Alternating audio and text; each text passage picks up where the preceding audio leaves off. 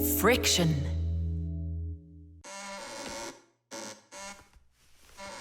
Oh, Thomas, that door of yours squeaks terribly. Yeah, and it's not easy to open either. Well, that's because the hinges are rubbing. That's why your door is not working right. How can I fix it? Just reduce the amount of friction. How? With some oil on the hinges. I can do it for you because I've got a pack-a-mat. All right. Simka, can I help you? Sure you can. Wear the pack-a-mat, all right? Friction is the force that tries to stop something from sliding or rubbing smoothly against something else. Rubbing can make things wear out quickly if there's a lot of friction. If you want less friction, you need to put something on the parts that rub against each other, like oil. There are special kinds of grease used to keep clocks and wheels turning smoothly. And for skis, a special kind of wax can be used to make them go even faster. That's it. Now the top hinge. It's all done. Go ahead and check how it's working. It's not squeaking. I told ya. You guys are the best. I gotta go. Go where?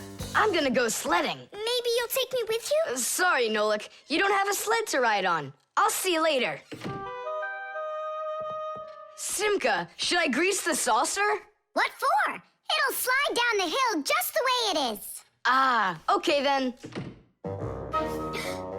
Wait here for me, Nolik. I'll be back real soon with a surprise for you. Yeah, oil slippery. I know what I'll do.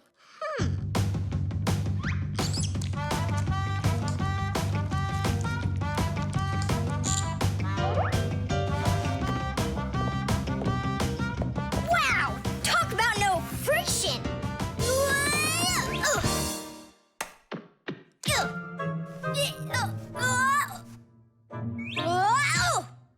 Hey, anyone? Help! Simka! Nolik, are you all right? Just stay where you are. I'll be right there.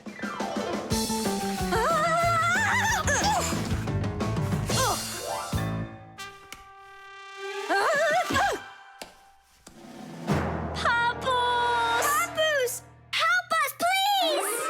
Who called for me? Help is on the way!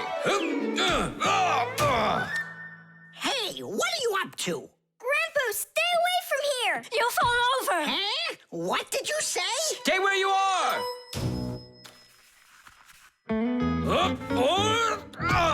What happened here? I poured some oil on the table Why'd you do that? to reduce friction. That's brilliant. Nobody move. I know exactly what to do.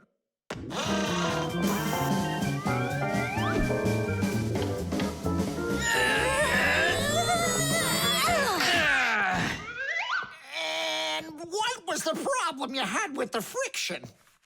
I want to see all of this oil gone in 5 minutes. Engineers are in a constant battle with the force of friction. They want less friction so that cars will run faster and their parts will wear out less quickly. But just imagine what the world would be like if all of a sudden there was simply no friction at all. Everything would start slipping out of our hands and falling off the table. Knots would untie themselves, and that's not the half of it. Cars wouldn't be able to run without friction either. Wheels would spin around and around in one place, unable to grab onto the road. We wouldn't even be able to walk. Because when we walk, we move forward by pushing off the ground with our feet. And how can we do that without friction? We can't. So now I think you can see why it's not so bad to have a little bit of friction in our lives. Whew! We cleaned it. But it's still so stinky. Nolik, I completely forgot. I promised you a surprise. Look! What is it? I made you your very own saucer for sledding. Oh, that's great! Only, what good is this thing without snow?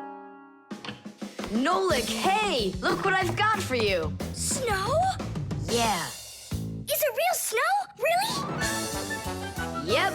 Now you've got your very own hill to sled on. This is great! What an awesome surprised! And you don't need oil to make it go quickly.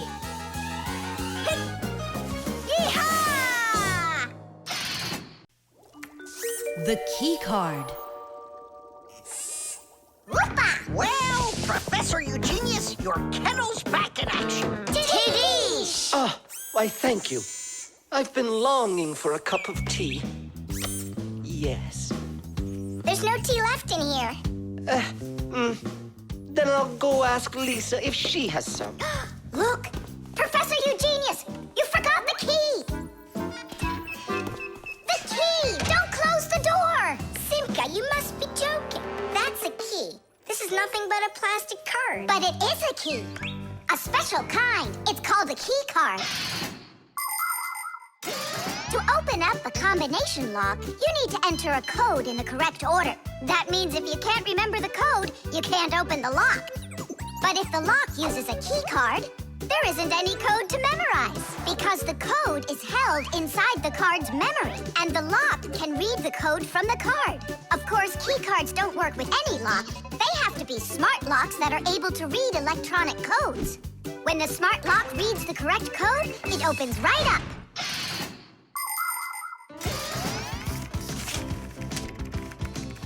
Lisa, do we have any tea here? Of course, Professor Eugenius. Wonderful. I'll take one bag then. Oh, I left my key inside the lab. Can I borrow yours? Just don't forget to give it back. Of course I'll give it back. Come on, Elisa. I got myself a tea bag. Professor Eugenius, the water's boiling. Fantastic. Ta-ra-ta-ta-ta-ta-ta. Ch-ch-chai. Wait a second. Oh no. I was supposed to give something back to Elisa. Why don't you go and ask her? Right. I'll be right back. Professor Eugenius! That's card number 2 now. Elisa, I promised you something, didn't I? Yes, the key. You said you'd return it. Yeah, sure. Let me get it. Just a sec. Oh, I locked it in the lab. It's terrible.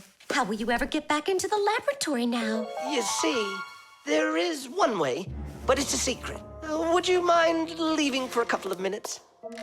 Colleague, Professor, can you do me a little favor? The key. I think I left it on the table. Yeah, right. It's true. So how do we solve this? I need to think about it. What's there to think about? We just have to go and push it under the door. You think you can do it? Yeah! It's time to get to work. Hey, what's going on? Oh, were you just calling for me? Yeah, no, Lisa, not for you. It's so heavy. Do you know where Digit ran off to? Ow! Ugh. Digit's off somewhere thinking. He's always doing that when it's time to work. Ugh. Hard to port. Hard to starboard. Way to go, Nolik. Then who were you talking to? Actually, Oh, what's that? where? What? What was that? Come on, let's try again. Look, do you see that? It's telekinesis. It's the power to transport things with your mind. You are just astounding.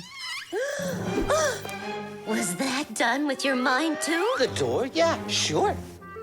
You are a genius. Professor Eugenius is a very talented scientist and a dear old friend of the Fixies. He always helps the Fixies, and the Fixies are happy to help him too. Professor Eugenius let the Fixies set up their school right here at his laboratory. It's hard to imagine a better place for a Fixie school. People from all over the city bring all sorts of things to the laboratory to be tested, from computers, phones, and furniture to food and toys. Professor Eugenius uses his expertise to check the quality of all these different things. To help him carry out his experiment, his laboratory is filled with a variety of tools and machines. Yes, Professor Eugenius is a very smart man, but he can be absent-minded. Lucky for him, he's got us Fixies around. Thanks for everything. Sliding the keycard under the door? That was Simka's awesome idea. but the door opened wide while the card was still on the floor. That's strange. There's nothing strange about it. I'm the one who opened it. How? I climbed in the lock, that's all. Figured out how it worked, and Tidish. Very clever. That's a real Tidish. I guess that thinking before you go and fix something ought to be what we all study next. The antenna. Wow, is this cool or what? Ah, hello there, little Fixies. Did you come to see what I'm working on? Professor, you genius. Tell us what you're planning on doing with this huge thing. Well, I hope to use this fantastic device to make contact with aliens. Since ancient times, people have wondered, is there life on other planets? What might aliens from outer space look like? And what kind of spaceships do they travel in? There are some people who say that they've seen alien spaceships and that they look like flying saucers. There are even some people who say they've actually made contact with aliens. But personally, I'm sure it's just their fantasy. And science hasn't been able to prove any of these stories either. The one story that makes me laugh harder than all of the rest comes from a guy who claims that he saw aliens with his own eyes. Can you believe it? He said that there was a group of tiny aliens that looked like humans with glowing hair. It seems to me that this guy just happened to spot a few Fixies who weren't able to hide from him in time.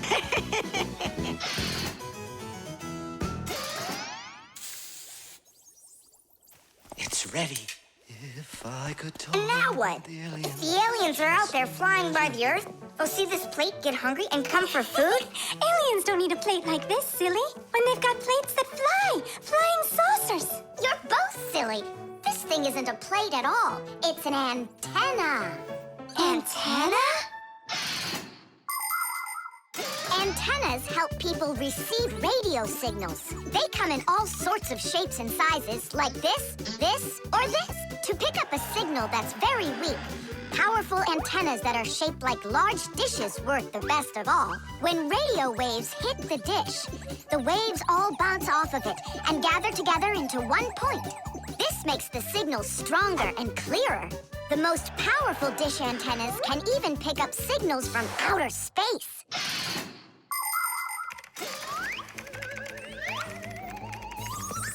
Nolik, stop! You'll burn yourself. Don't treat me like a baby boy, okay? Huh, interesting. I wonder what's inside of there, do you know? Why don't we go and take a look?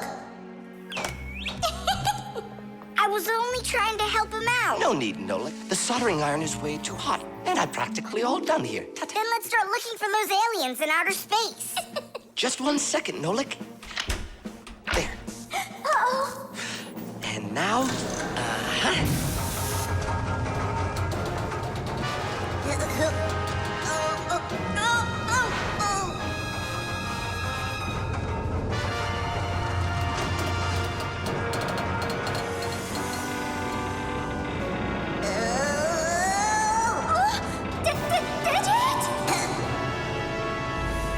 here we go. Nolik, Simka, let's see if we can pick up signals from outer space. What do you think? Is it night right now, where the aliens live? What if they're sleeping? Quit bothering the professor with your nonsense. Let us out right now. Can't you hear us? Please let us out! I'm afraid there's no way they can hear us from this far away. I can't hear any signals. It just sounds like static. Be patient, you guys, and keep listening. Digit, we all know how clever you are. Can't you think of a way out of here? I think I got it, Tula. You stay there. Yeah. I'll use a special code I know to send a signal that we're in trouble. Wait a second. Do you hear that? Could it be a signal from the aliens? Hooray! This is sensational. It means that somewhere in the cosmos are intelligent forms of life. 3 dots, 3 dashes, 3 dots. Ooh, it's Morse code. It's a signal for help that they're sending. You don't think the aliens are in trouble, do you? Yeah, I think so. And who do you think they learned Morse code from out there? Yeah, that's strange. There are hardly any Fixies that know that code. Digit does. Ah, and where is he, you know? And where's Tula? Well, I think I know exactly with which aliens we made contact. I think I know it too, Professor. Lower the antenna.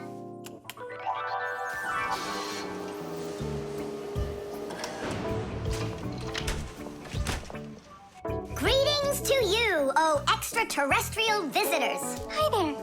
It's good to be back. Oh. What a shame.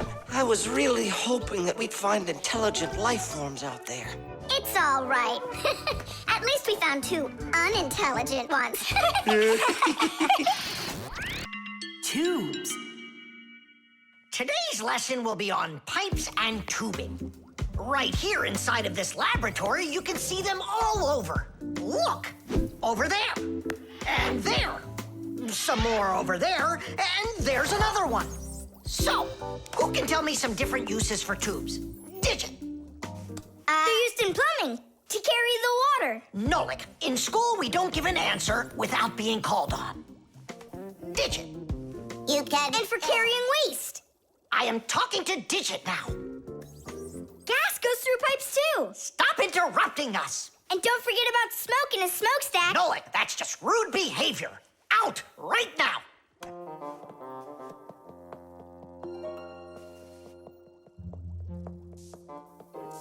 All right. And a shower hose. That's also a tube, right? I told you to get out. Yikes! And a vacuum cleaner's got one too. And those spyglasses that pirates use when they're sailing. Hey, what do you say we all go and sneak out of here? Great idea. Let him call out to himself. Shh. And a trumpet's a tube that you blow through.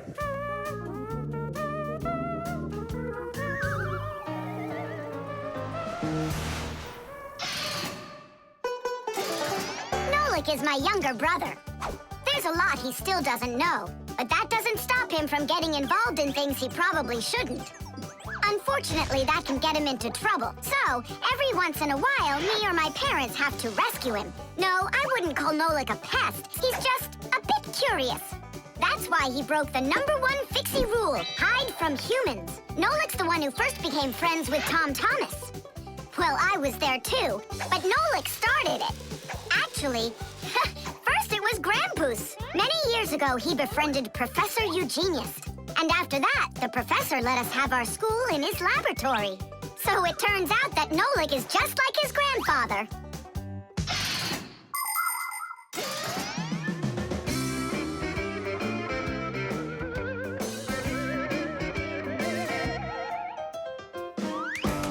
Digit, go on then. Tubes are, Wow! Just look at all the tubes in here. There's rubber ones and glass ones that are curvy. Oh, yeah! Pens! Parts of them are tubes, too. He stopped talking. He ran out of ideas. And those tube slides at the water park. The barrel of a rifle and the shell of a bullet. Those are tubes. Oh, there's a tube with a serious crack. And it's also dripping and hissing. It's dripping? Where? How can I show you when you kicked me out of class? What's going on? Take a look. That tube up there is leaking. That's acid dripping out. Is that dangerous? It's awful. Any second now, it'll explode. Where did Professor Eugenius go? He went to eat a sandwich. So what do we do? It's a disaster. Don't panic. Fire, Verda. Go to that hose and shut off that valve. Simka, go get a pack-a-mat. We'll fix this pipe ourselves. It's very important to be sure that a pipe won't leak. But making pipes that won't leak isn't so easy. Pipes can be made by rolling up a sheet of metal and sealing it up. Unfortunately, the seam can break, and that's why people have figured out how to make pipes without seams. They do it by stretching out hot metal on special machines. And PVC pipes are squeezed out of hot plastic like pasta. When the plastic is cooled down, it hardens into a pipe. We fixed it just in time. Nolik, way to go there. Hey, Simka, where is he? Don't know. Heh, he finally left. Here I am. Nolik, I want to thank you for being alert, and I'd like you to join our class. Tadish!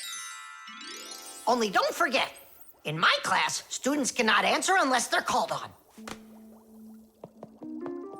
Now then, pipes and tubing. Digit, please continue. Well? But Nolik said all of them already. Nolik. Not all. A straw for drinking a shake is a tube, and some noodles are tubes made out of dough. And what's it called? That thing. A hole in a mountain. Wait a second, I'll get it. A volcano. That's not it. They go this way. I mean the kind that go like that. Heh, they're tunnels. You got it. Well done there. Yeah. The disguise. Ugh, good. Tom Thomas, why do you need a second aquarium? Especially without any fish. First of all, it's a terrarium. And it's not for fish, it's for lizards and snakes. Ooh. My friend Katya asked me to take care of him while she's away. That's why I brought him here. Take care of who? There's no one in there. Ah! What is that? It's a chameleon, Nolik. I think he's awesome. It's a bad idea to take him out. He might run away. Don't you worry, I got him. What a monster. But how come I couldn't see him before? It's because a chameleon knows how to disguise himself by changing the color of his whole body. Have you ever seen a military uniform? They have special patterns and colors that help soldiers hide. That's called camouflage, and people learned it from animals. For instance, a caterpillar can look like a twig, and a seahorse can look like a piece of coral. An ordinary gray rabbit becomes white in the winter, so a wolf will have trouble finding it in the snow. But the champion of camouflage is the chameleon. This master of disguise can change its color in just a matter of seconds. Hey, Tom Thomas, where'd your chameleon go? Oh, it disappeared. It didn't disappear, it camouflaged. He won't hide for long. Let's find him.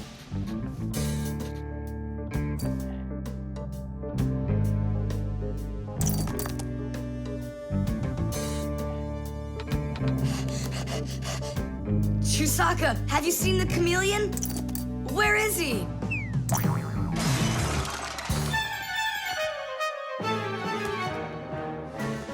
Do you see him?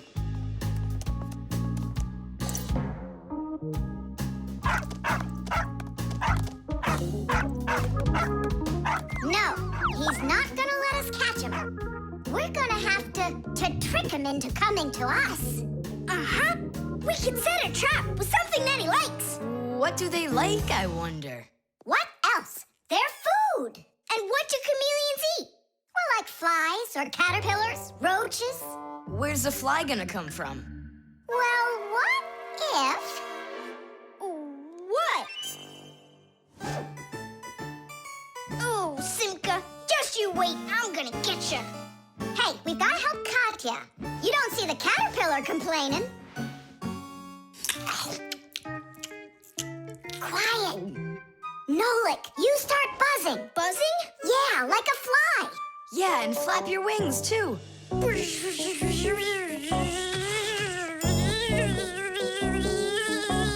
Simka, how long do I gotta keep doing this? Until the chameleon shows himself. Just keep buzzing.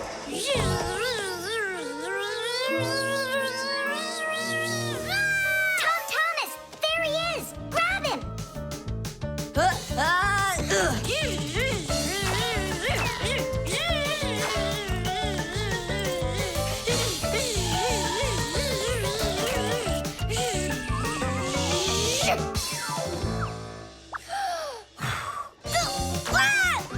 Let go of my brother.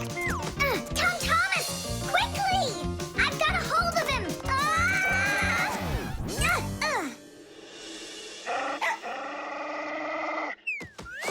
Yep, I gotcha.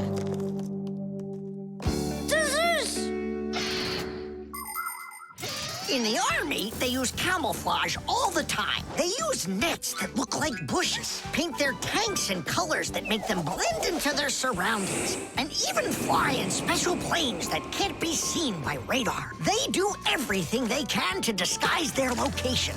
But it's not just the army that uses disguises. Photographers camouflage themselves to take pictures of wild animals.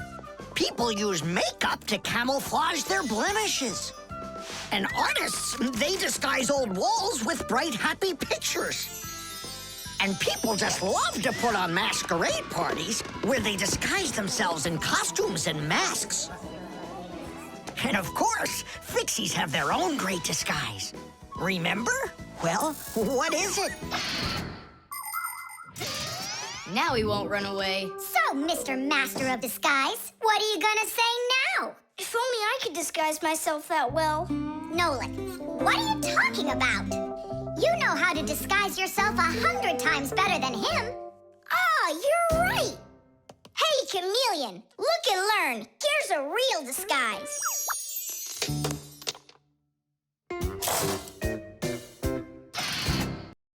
Chess. How about that? Then I'll play my pawn. And I'll play my pawn. Grandpoos, we need our spool, and it's missing. Oh, congratulations. Professor, have you seen it anywhere? The spool? I haven't seen it. We're playing chess, can't you see? Do you like board games? Like dominoes, for instance. Just about everybody has played it. But do you know where it came from? Dominoes was invented by the ancient Chinese. They made tiles and decorated them with dots like on a pair of dice. And this is a game that looks a lot like checkers, but it's a lot more challenging. It's called backgammon. Backgammon originated in Persia, and from there it spread all over the world. But the most challenging game of them all is the game of chess. Chess was invented in India, and today the game of chess is loved in every country. It's played by adults, by children, and even by computers. Chess is a real sport. But the most important thing for playing chess is not the power in your arms, but the power in your brain. Hey, look, I found it. Yeah. Hey, what's going on? That's our spool. Please let us take it back. There's something we have to do with it. But we're using it. Can't you wait? It's a replacement for the missing pawn. Oh, Nolik can work for a while as the pawn's replacement. Yeah. I could do it. All right, you can take it. And you stand right over here. 1, 2, 3, up we go! Class. So how do we play? You're going to play for the whites. And now I'm going to capture your knight. And we're gonna knock over yours. Take that. Whoa, whoa, whoa, young man. Slow down. It goes back here.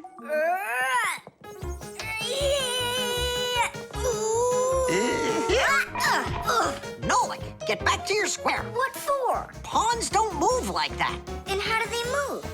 Only one square per move and only forward.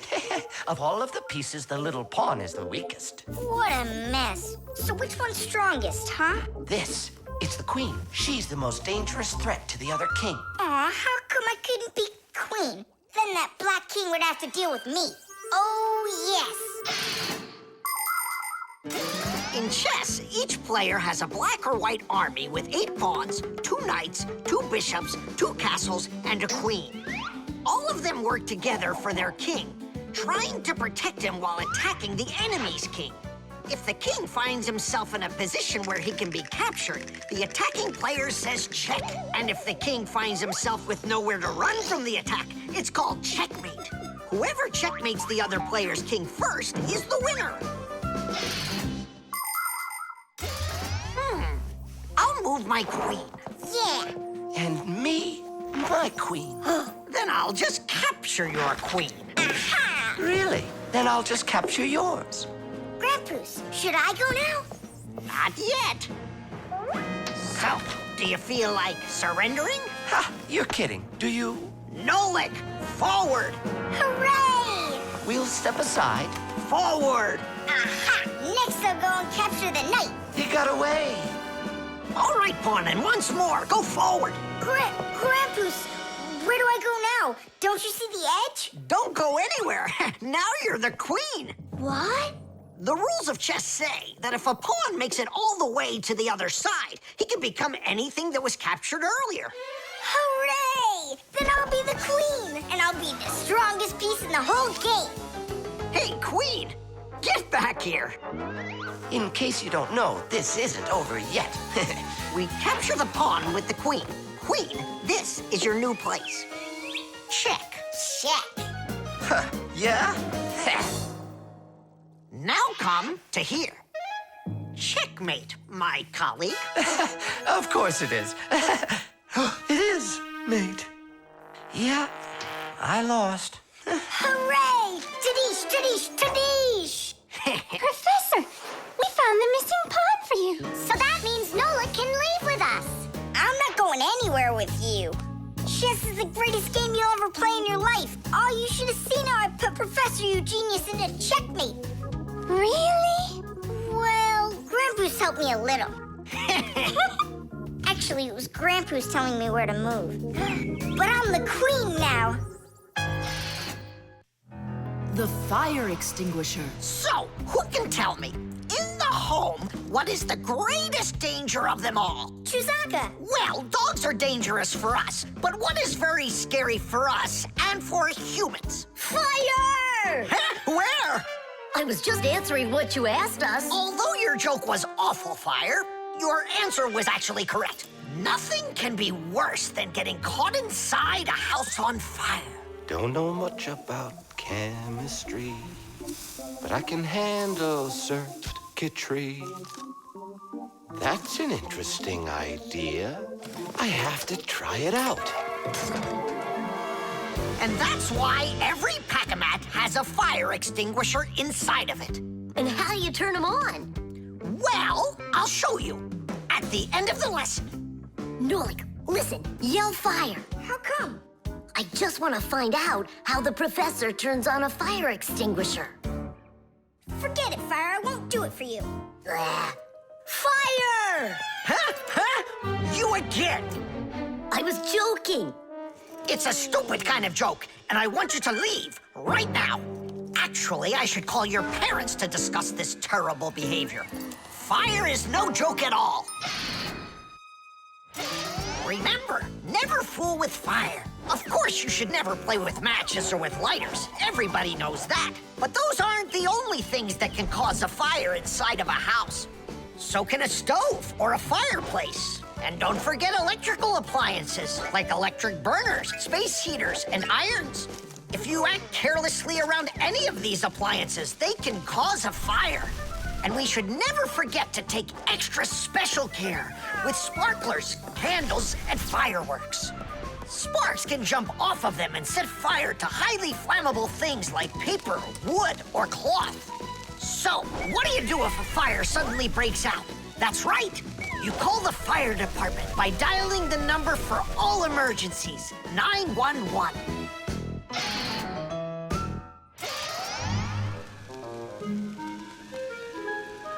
Huh? What's going on? No way. No way! Fire? It's burning for real! Fire! What do I do? Oh, yeah! I need a fire extinguisher!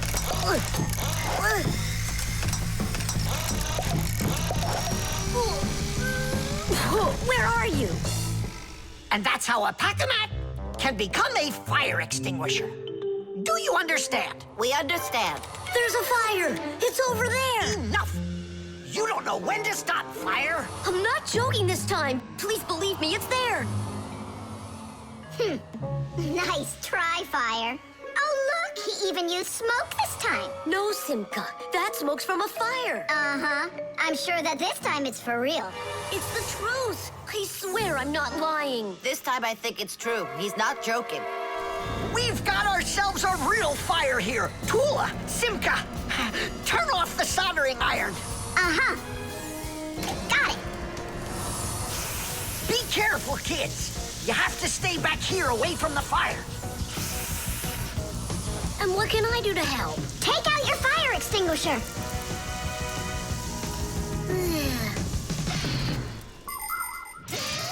Long ago, people used to put out fires with just water or sand. Today, people also use fire extinguishers. Fire extinguishers are cylinders with hoses. They're usually painted red, so they're easy to see.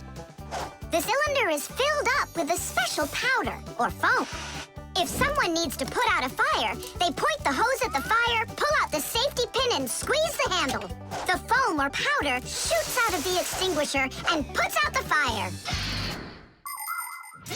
Our fire extinguishers are just too small for this fire. We have to find Professor Eugenius to put it out. I already did. All right, where's the fire? Ah. Ooh.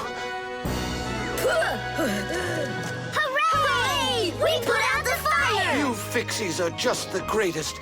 Thank you. You saved the whole laboratory. Not at all, colleague. If not for you Fixies, I can't even fathom how this could have ended. And what I'm wondering is how the fire got started at all. Fire? I had nothing to do with that. Yeah, sure. Then who was yelling, fire, fire? You know what? Maybe it was you that set the fire. Well, if that's what happened, don't even think about coming back to school without your parents. Colleague, wait. It's all my fault. I didn't turn off the soldering iron. Forgive me. Now we know whose parents the school should be calling. The chain reaction. Tom Thomas, what you doing?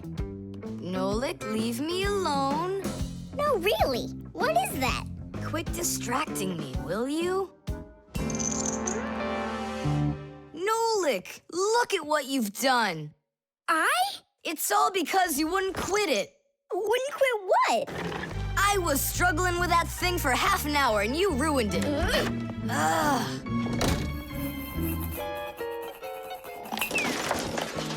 Whoa! Oh! Hey, Tom Thomas, can you hear me? Tom Thomas, let me out!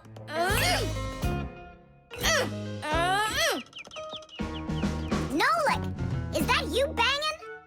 Yeah, And how did you end up in there? none of your business. Why are you so rude to me? 'Cause I feel like it. Oh, yeah? Enjoy sitting there. Well, who needs you? Goodbye.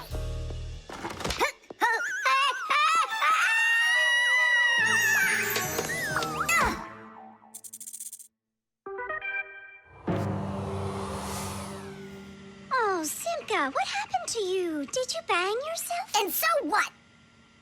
Does it hurt? Leave me alone, Tula. You always have to be fussing over everybody. Come on, why are you so angry, huh? Nolik was rude to me. That means you have to be rude to me? Forgive me, Tula. And where's Nolik right now? There. Let's go see him. Nolik, it's Tula. Are you all right? I'm fine. Why were you so rude with your sister? 'Cause Tom Thomas was rude with me. I get it. It's a chain reaction. A what? Setting a log on fire isn't easy. But it's easy to light a match. Use the match to light kindling, the kindling to light a twig, and the twig to light the log. Have you ever seen a fire grow? It's an example of a typical chain reaction. So be extra careful with fire. Because just one match or little piece of smoldering coal can lead to a huge disaster. Yes, they can make a whole forest burst into flame and burn down to the ground. And all because of a simple chain reaction. I don't get you. What chain reaction? What do you mean, Nolik? Tom Thomas was rude to you, then you were rude to Simka, then Simka was rude with me. So there it is, a chain reaction. Yeah, and the rudeness was like a little spark. It just spread and spread and spread like a forest fire. Will you forgive me, Simka? Yeah, all right. I've got an idea. Why don't we try starting our very own chain reaction the other way around? What do you mean? Well, instead of spreading angry and rude feelings, we could spread happiness. But how? It's simple. All we need to do is smile and say nice things to each other. What a great idea! We could work together and fix Tom Thomas's mood. And I know how. Come help me pick up this domino, will you? Everything in the whole universe is made up of atoms. Particles so extremely small that you can't even see them through a microscope. But when a tiny atom splits, it makes a tiny explosion. And that explosion can start another explosion, and another explosion, and another. And now you've got a chain reaction. And that's how a lot of tiny explosions work together to make the gigantic explosion of an atomic bomb, the deadliest weapon known to man. But atomic energy can also be used for peaceful purposes. For example, nuclear power plants use this energy to produce electricity and hot water. And nuclear-powered icebreakers can break through the thick Arctic ice so ships can sail on their way.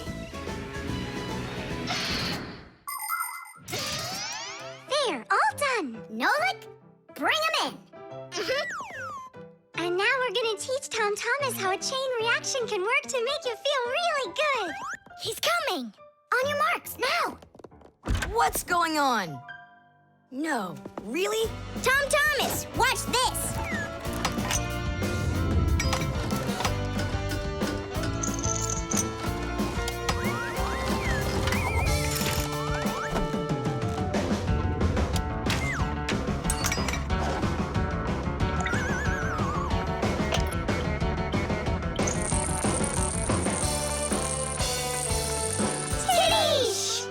That was so totally awesome! I can't believe what I saw. How did you do that? It was just a chain reaction. What? A chain reaction. The Crowbar. Everything's fine here, too. I wish something would break for a change. It's already been a week and nothing's broken in here. Stop worrying. Everything breaks at some point. Well, nothing seems to ever break inside of this house. That's because we take such good care of it. No, Marcia, it's boring with no real work to do. We should move somewhere else. When Fixies graduate from school, they must choose the place where they want to work. Some will work at factories, and some on ships, and some in theaters, and some in hospitals, too. Fixies are needed everywhere. Now, Fixie families with children like to choose places that are a bit quieter. Usually, they'll settle inside of people's houses. It's not too noisy there, like in a factory, but there's still plenty of work to do. They need to check on appliances like computers, vacuum cleaners, telephones, irons, and washing machines. And Fixies always try their best. They just love being busy with work. And so if there's nothing broken in the house, Fixie families will move to a new place where there's much more work to be done. Nolik, did you hear that? I don't want to move anywhere. But think about the kids, dear. They've got their school and friends here. Do you like this friend of theirs? A human kid playing with Fixie kids. You know as well as I that it's just not right. All right, then. If nothing's broken down before the end of the day, that's all. We gotta move. Oh, no, I can't. Tom Thomas comes home the day after tomorrow, and we'd be gone by then. Pull yourself together. And I won't see him anymore at all? Nolik, I have an idea. What idea? If something happens to break down before the end of the day, then we're not moving. But what if nothing breaks? Calm down. We're gonna make sure of it. Simka, you're a genius. But how can we make sure of it? We're going to use a crowbar. A crowbar is powerful and simple. It's nothing more than a heavy metal bar with either sharp or flat ends. It can be very helpful for breaking through concrete or ice. It can also be used as a lever to root out a tree stump or move a boulder. If one end of the bar has a claw cut into it, then it's good for pulling out nails. Yes, sometimes the simplest tools are the most powerful ones. Do we have that tool? We've got our pack-a-mat, and it's got everything. Yay! In gadgets and devices, our work will never end. Appliances are fickle, they need a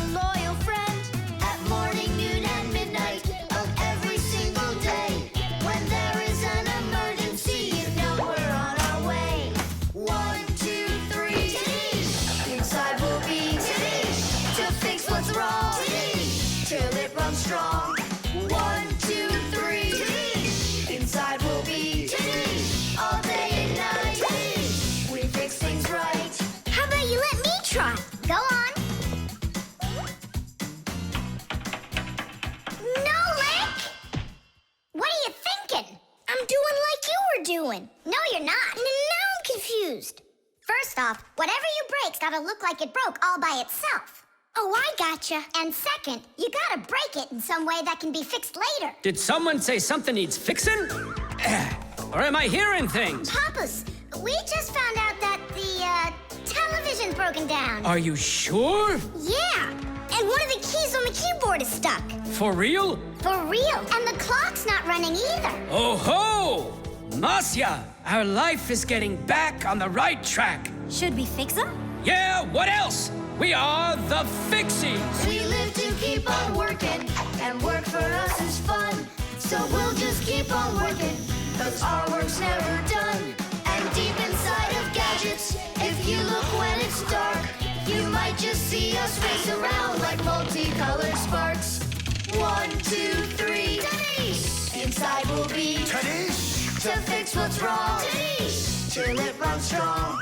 1, 2, 3, Tadish! Inside we'll be Tadish! All day and night, Tadish! We fix things right. Tadish! Oh, that was a lot to do. You'd almost think that somebody broke it on purpose. Well, we didn't do it. It broke by itself. Yeah, this apartment still needs a lot of work. We shouldn't move anywhere. I like it here. So do I. It's the best. See, we don't need to go anywhere. The Fixie Phone. Tom Thomas, Huh? try to guess what we have with us. You guess what I have. A banana. A race car. No, not that. Chocolate. A pair of socks. Ha! Do you give up? My dad bought a new phone for himself and gave me his old one. He said I can keep it. Oh, wow. And what have you got? Look! Ah, you got a telephone too. It's better than that. This is a Fixie Phone. Papu's got himself a new Fixie Phone, and he gave this old one to Simka. And can you make calls on it? Take a guess. Come on, let me show him.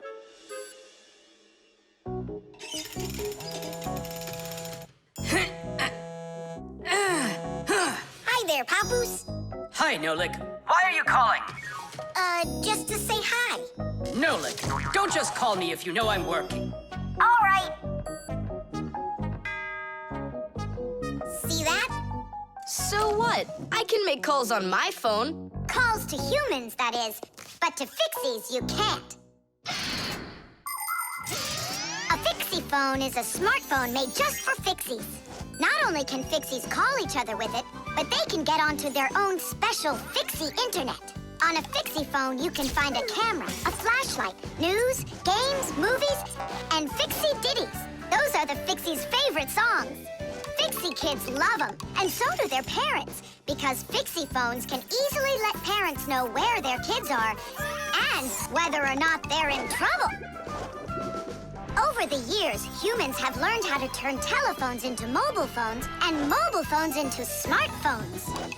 They use them to call each other and to go onto their internet. A smartphone is almost as powerful as a computer, but they still have a long way to go to be as good as Fixie Phones. Yeah, that's really cool, guys. Only this phone does the same. But can your phone do this? Take a look over here. You mean here? It's just a mouse. And now, look here. Whoa! But he's not on there. But look, he's here. And that's not all. Watch. A mouse helps the user navigate around the computer. And when we move it... You get it? No one else can see the Fixie except for you, and he can help you. Super! Oh, it'd be great to have my own Fixie phone. What are you talking about? You're not a Fixie. What a shame. I'm off to school, guys. He gets so upset. He even forgot to take his phone. I have an idea.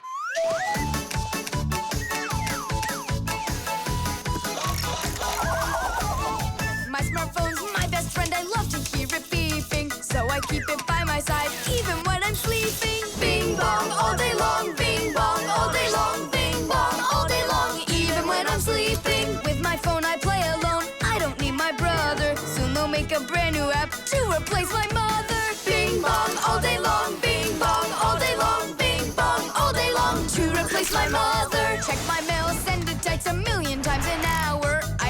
to plug it in. Now I'm out of power. Bing bong all day long, bing bong all day long, bing bong all day long. Now I'm out of power. Bing bong all day long, bing bong all day long, bing bong all day long. Now I'm out of power. We finished. Tadoosh!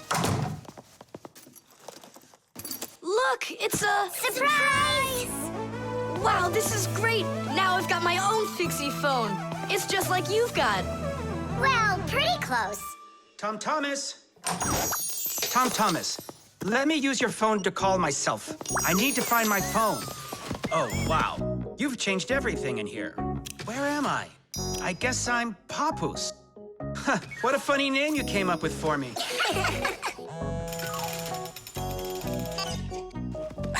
Nolik, just stop. I don't have time for your fooling around. What? Who is that? That's, not Nolik. Who is this? Do you know who I just called? Does anyone know who this phone belongs to out here? Oh, your mother found it. I'm coming. We'll fix those numbers later. Ugh, Papoose is gonna really give it to us. Give me your phone, Tom Thomas, and I'll delete all the Fixies numbers from it. But how can I call you up then? Why would you have to call us? We're always close by. 20, The armor. 23, 24, 25. Ready or not, here we come! I heard him. He ran into the hallway. You check the kitchen, Nolik, and I'll check the living room.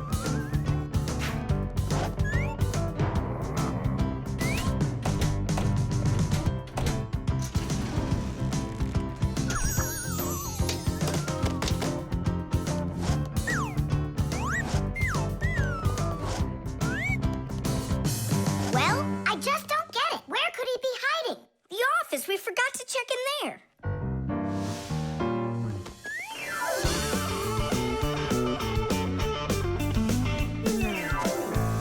There's nowhere in here for him to hide. Inside the shark.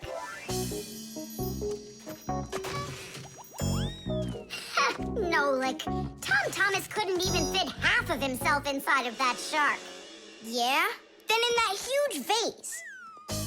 Uh-huh. He's all scrunched up in there and laughing at us. Oh! Simka! There! Did you hear that? He is in there! There's no one. But I know that I heard a hee-hee. You imagined it. Let's go take a look in the bathroom. I imagined it. It's so stuffy inside this armor.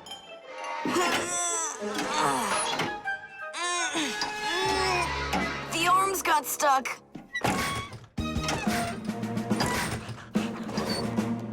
Where else could he be? Who is that?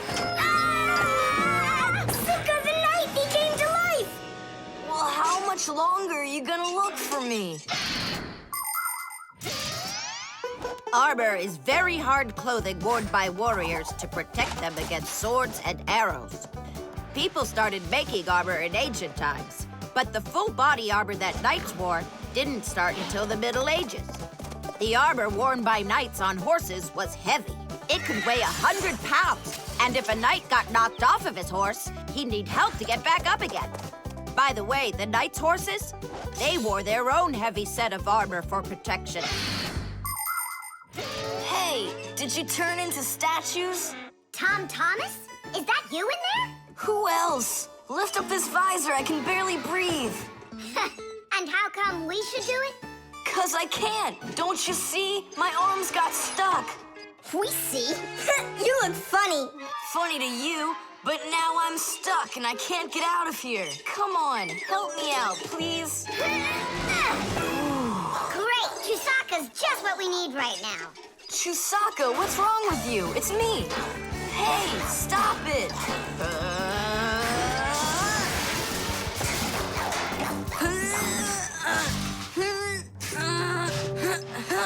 Help, I can't get up. Come on, let's undo the latches, Nolik, quickly.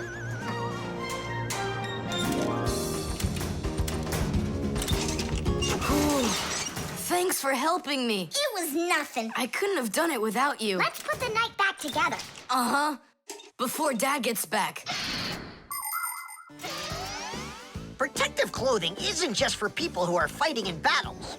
Travelers put on special nets to protect themselves against mosquitoes and gnats.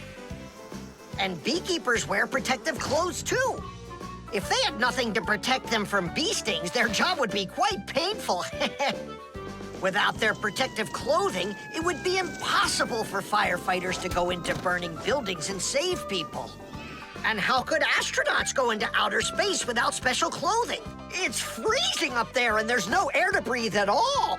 And that's why they wear a special costume called a spacesuit when they travel.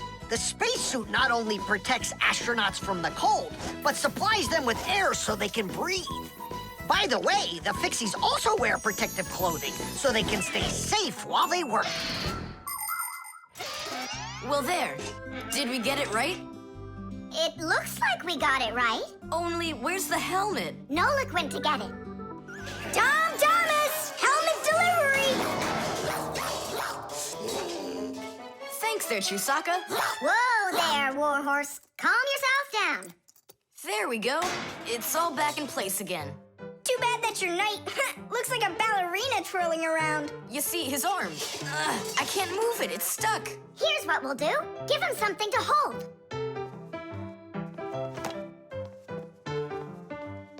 Well, how's that look? Perfect.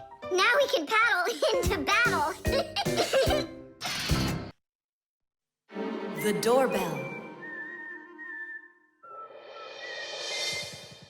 Nolik! Nolik!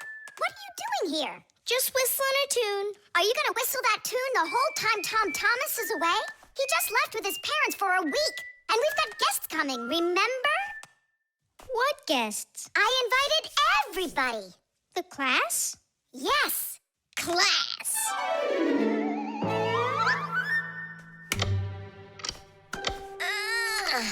Are they sleeping in there what, huh? First they invite us, and now they don't want to let us in? I'll share the present with you then. Fire. Maybe you'll get it to work now. When they get here, they'll ring the bell. How come? Why don't they just do what they always do and climb through the keyhole? No way. It's not that simple, Nolik. Today, they're our guests. Ah. The guests ring the bell, and the hosts let them in the house. It doesn't ring. You think the doorbell's broken? I say we go fix it. Before we fix anything, we need to know what went wrong with it. First we'll fix it, and then we'll know what it was. Back in the olden days, people would hang a bell over their doors with a string, and guests would tug on it to make it ring. Today, doorbells are electric, and they make all sorts of different sounds. Some buzz, some ring, and some even chirp like birds. The sound comes from a box inside the house called a chime. To make the chime ring, you push a button that's located outside. The button works just like a light switch, but instead of turning on light, it turns on sound. Verda, will you join me? Whoop! I gotta think about this. Yeah. Simka! You think your guests are gonna come at all? Simka! Tula? Hey! The doorbell doesn't work. It must be broken. That's odd. We heard it ring this morning. Nolik, let's go. First, we'll examine the contacts. Yep, good and tight. Okay, let's check the speaker.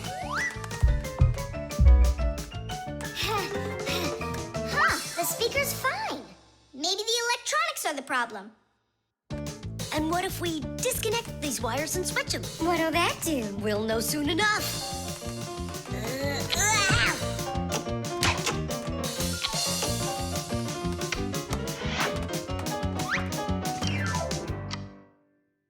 You know what? Why don't we connect the wires straight together? Isn't that dangerous? We'll find out. Don't worry, nothing happened yet. Fire. He's the engine of our class. He's the fastest, the nimblest, and the bravest. Fire never sits still for a second, and he's always looking for adventure. New ideas just burn in his head, and that's why his name is Fire. But not all of his ideas are very good, so he's constantly getting bumps and bruises. He just can't help getting carried away. If he's burning with an idea, he can even forget about his classes at school. Grampus punishes him for that. But it doesn't seem to bother Fire, because some new plan will pop into his head the very next second. To be honest, Fire's my favorite out of all the boys in our class. It's sure never boring when he's around. Hey, you down there. I figured out why it's not working. So what's the reason? There's no electricity in the whole house. So that's why the bell isn't working. And what? We can't visit like real guests do until the electricity comes back? And when will it work again? Don't know. It could possibly take hours, guys. Oh, it's working again. Ah! Enough ringing! Hey, Fire, quit fooling around! He's not fooling around. It's not me, see? Then who's ringing it? I don't know. Well, I know. The doorbell's ringing because Fire connected the wires together. True, but I'll fix that right now. Ha! Your guests sure are noisy. Yeah, thank goodness the humans aren't home right now.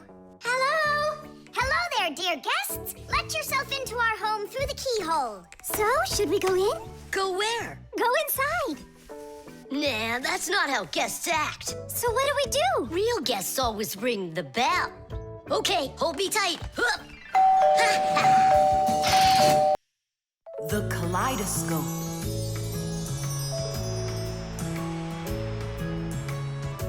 Tom Thomas, when are you gonna give me a peek at your new ball? I just can't wait. I told you, you can see it as soon as I hang it up. You're not peeking, are ya? No, I'm not. Oh! So can I look at it now? Sure, take a look. Which one? This one. You broke it. It's okay. Don't be sad.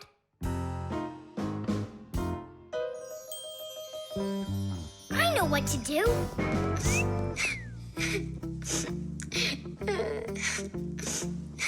Tom Thomas, look inside the kaleidoscope. What for? I looked already. Come on, there's something in there I'm sure you've never seen. Whoa. Cool, isn't it? What is it? It's my own invention, a pirate kaleidoscope. Laughs, right? Uh-huh.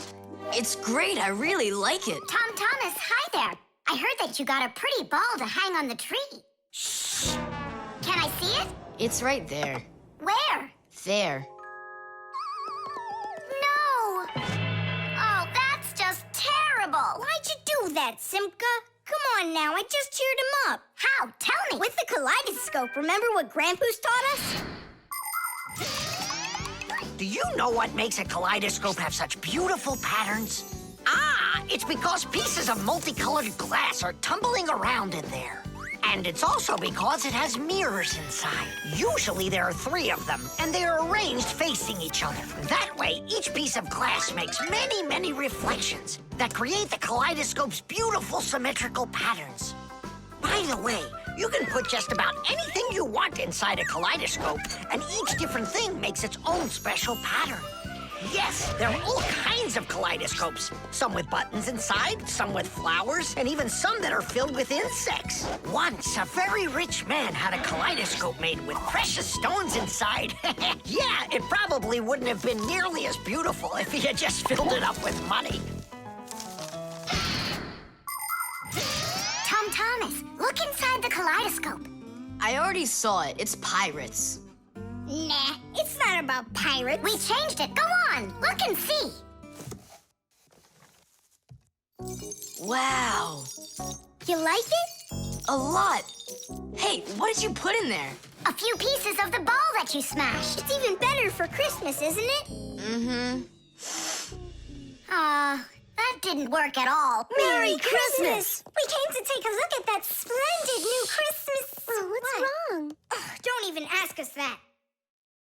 I've got it!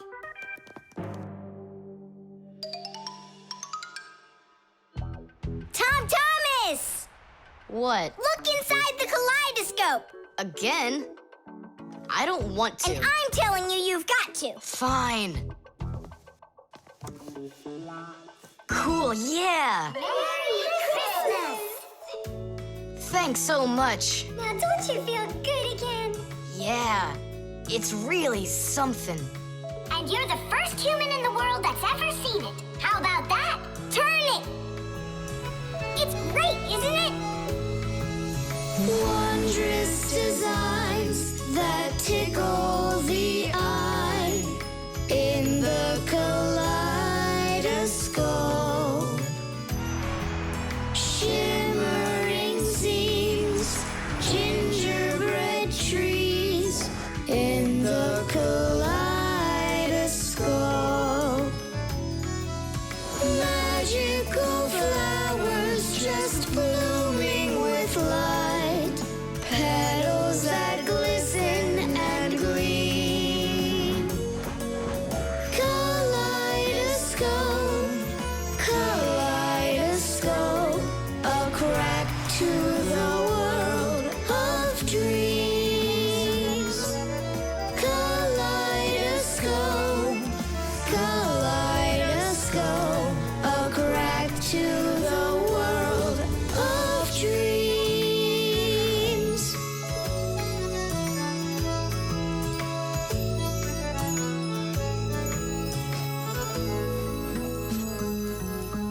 Hi, everybody. Tom Thomas, I came to look for myself at that beautiful Christmas... It's okay. What's more important? Having such awesome friends? Or some ball hanging from a tree? The shadow play. Oh, hi there, Tom Thomas. What are you doing here? I dropped a paper clip. Give me some light. Huh. What's so funny, huh? We're trying to help you out. You've got funny shadows, that's what. Hey, check this out. It's an eagle. And Simka is a goose. She looks more like a moose. I do, huh? All right, and take that. You're like real actors performing in a show. Uh-huh. Actors playing a theater, you know? And we're just under a bed. And so what? How about we make our very own theater? A theater with shadows. Class! Tom Thomas, we need a piece of paper, a huge sheet. It's really quite easy to make your own shadow theater. You can make the screen out of a white sheet or a big piece of paper. Next, make sure the room is dark and shine a desk lamp at the screen. Now, to make the shadows, just put yourself or a cardboard cutout between the lamp and the screen. Your shadow or the shadow of your puppets will come to life. But make sure that the audience sits on the other side of the screen. The play will be much more magical for them from that side. Tom Thomas, light. Oh, wow! Simka, you look totally like the real Red Riding Hood. Hello, dear granddaughter. Hello, dear grandmother. Grandmother, what very big eyes you've got. The better to see you with, my dear. Nolik, come on, we're rehearsing. The wolf's voice is funny. Grandmother, I never noticed what very big teeth you've got. They're so much better to eat you with, my dear. Yum, yum, yum, yum. Let them out, wolf. Or I'll get them out, myself. Ha ha! You'll stop me with that little stick? Hey, that's not in the fairy tale. But in the fairy tale, it's a normal hunter. And what do you think I am? Look for yourself. You're way too small to be the hunter. Fine, then go do your play without me. Well, I guess I'll have to make the hunter out of paper then. That's all. Take a break. I'm really thirsty. She was so salty, that grandma. Nolik, don't be upset. The wolf is huge, and I'm so little. Then let's make you bigger. You see? Now you're bigger. Yeah, you're right. And if we go back here, Then I'm even bigger. now you know. If you go back here near the lamp, your shadow will get bigger on the screen. Class! There are just so many different kinds of theaters in the world. In the dramatic theater, the actors speak the lines of the playwright. At the opera, the actors don't speak their lines. They sing them, accompanied by an orchestra.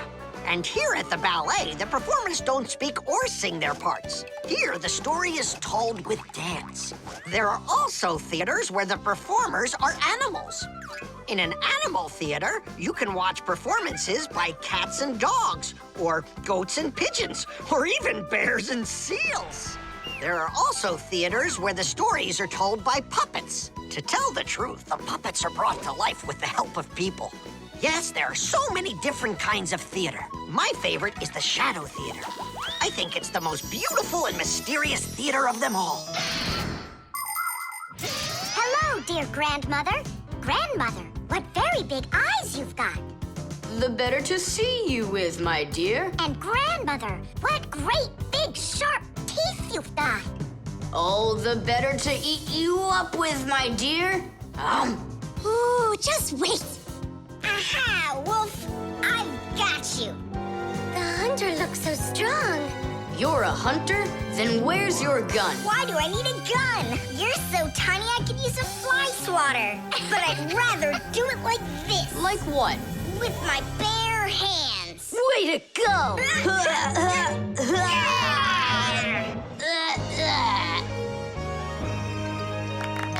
Hooray!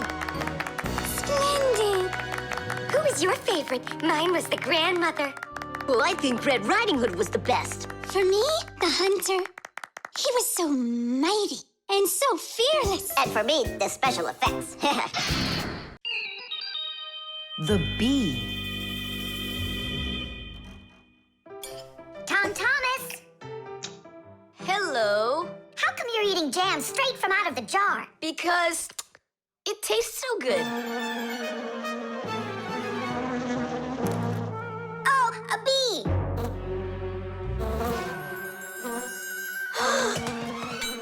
Shoo! Get out of here! Leave it alone. It's just a plain old bee.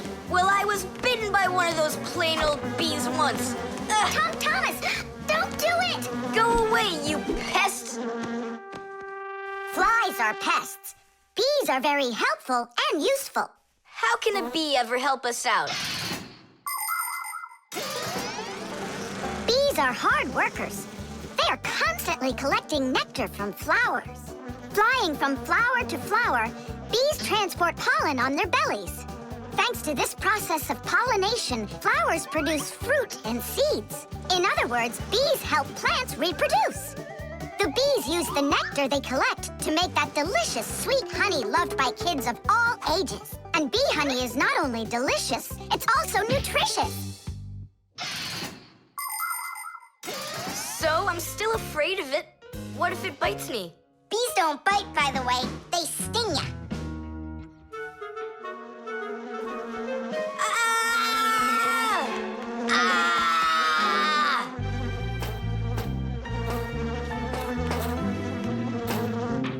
Well, now I'm gonna show ya. Don't! The bee's the one who should be afraid, you tyrant. Yeah, you let it go, tyrant. Why are you calling me names? Who's stopping her? She can fly away if she wants. We need to show her the way out. Well, how? Here, little bee. Fly this way. Why don't you try going? Then what can I say?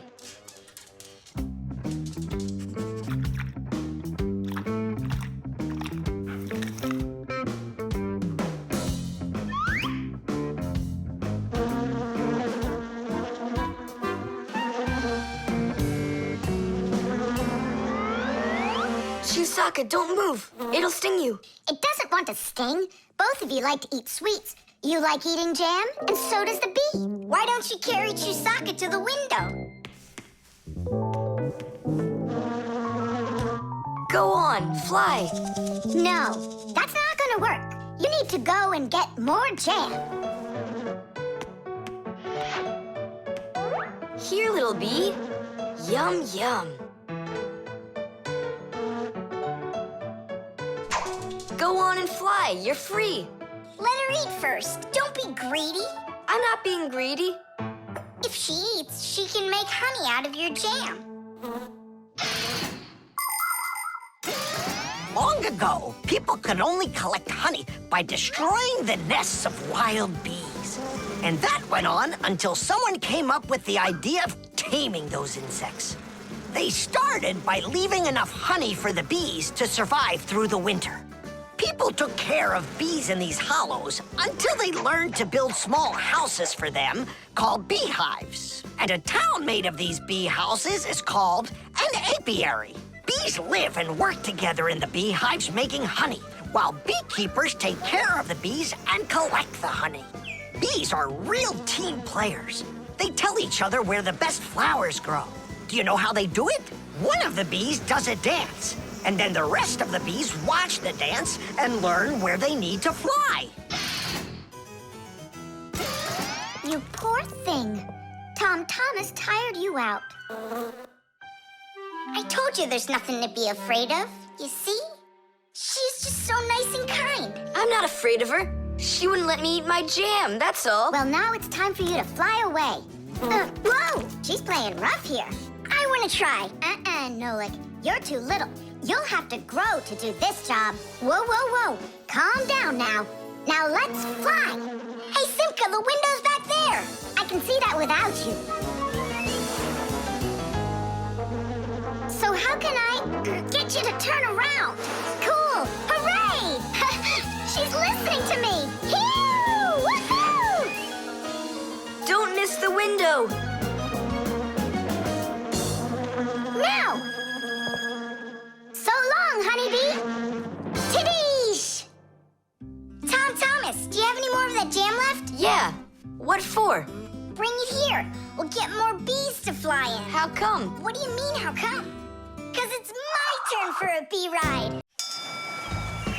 Knots.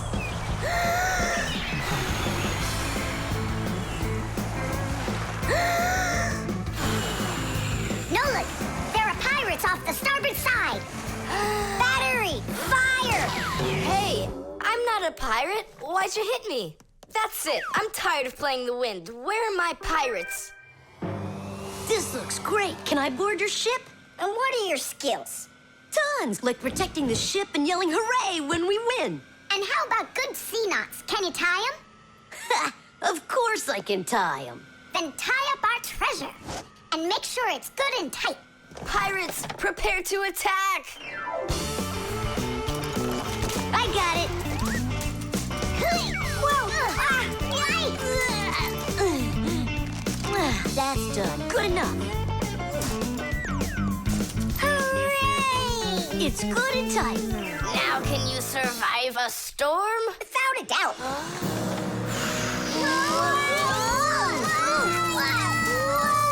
Our treasure! It's sunk into the sea. That was my mom's necklace we sunk. I'll pick it all up, don't worry. No, thank you. We'll manage ourselves. He calls himself a sailor. Go and learn to tie some knots. Try tying 2 ropes into a knot. You think it's easy? A badly tied knot will untie itself before you know it. Here's one way to tie it right. First, cross over the 2 ends like this. Now, to finish the knot, you've got to cross them over again. But not this way. It's got to be in the opposite direction. When it's done, it looks like one loop inside another. This kind of knot is called a square knot. And it won't untie as long as you tie it right. And that's just one of the many kinds of knots a sailor has to learn.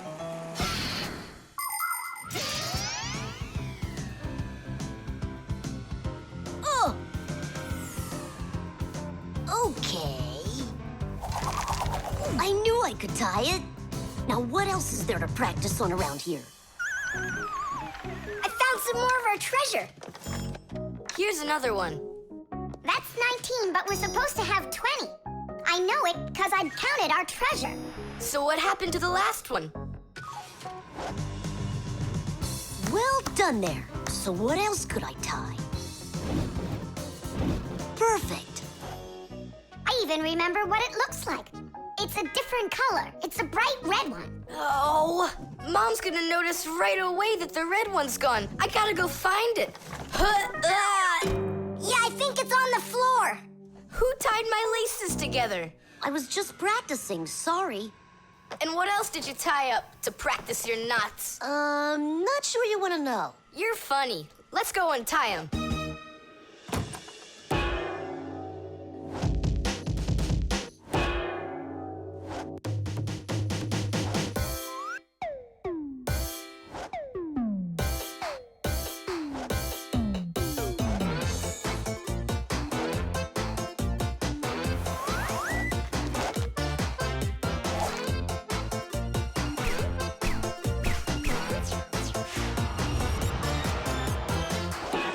Chusaka, don't look at me that way. I'm scared. She's just staring at her own whiskers, Nolik. And what have you done to her whiskers? Well, I tied them with the square knot. Fire, you're just a blockhead. And why don't you tell us what else you've done? Well, okay. I tied a decoration on her tail. That's where it is. We were looking everywhere for that thing. Fire, go and fix everything you've done. Chusaka, don't run away. Don't be scared. We just want to untie the knots. Sailors have developed all sorts of different knots. Without them, they couldn't control their sails. But we couldn't get by without knots on land either. Mountain climbers use tightly knotted ropes to help them climb and keep them safe. Fishermen tie hooks to their fishing line using special knots. You can't even pitch a camping tent properly without making a knot. When people sew, they tie knots in the thread to hold it in place. And doctors use knots when they stitch and bandage a wound. And a tie wouldn't be a tie if you didn't tie a knot in it. Sneakers won't fall off your feet. And the laces won't drag on the ground if they're tied with a proper knot. But sometimes things can get knotted up by accident. And that's one time when you don't need to know how to tie knots, but how to untie them. All aboard! Like that. Now the only thing left to do is tie a knot. Should I tie it? Are you sure it won't untie? You're joking. Why don't you go ask Chusaka if I can tie a knot like a sailor? The catapult.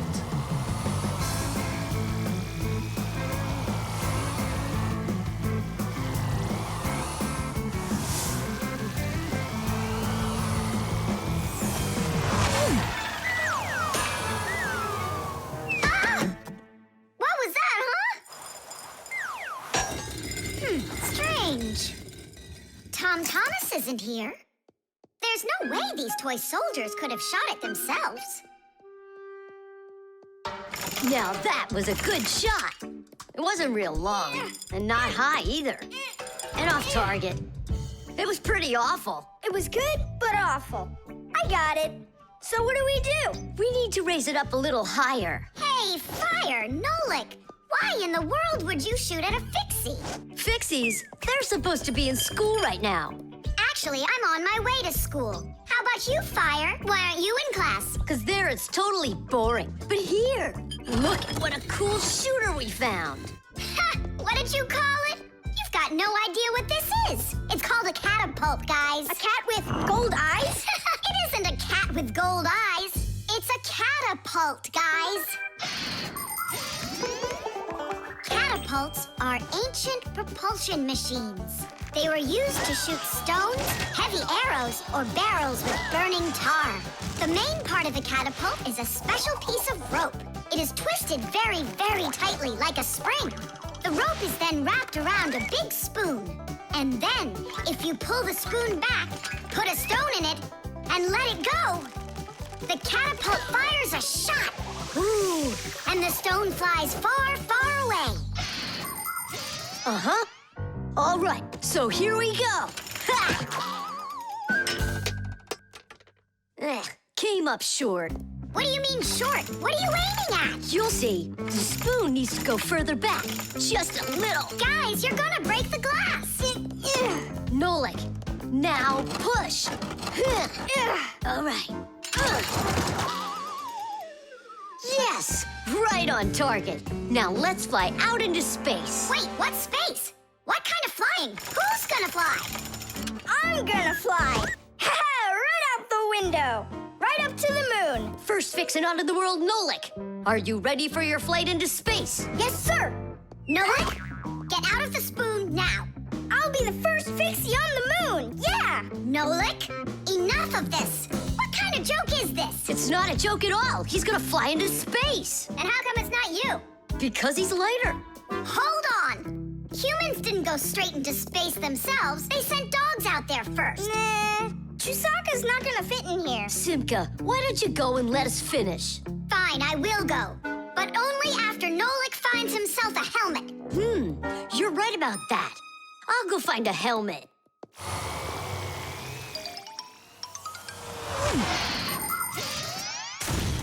The catapult was invented in ancient times, but people still use them today.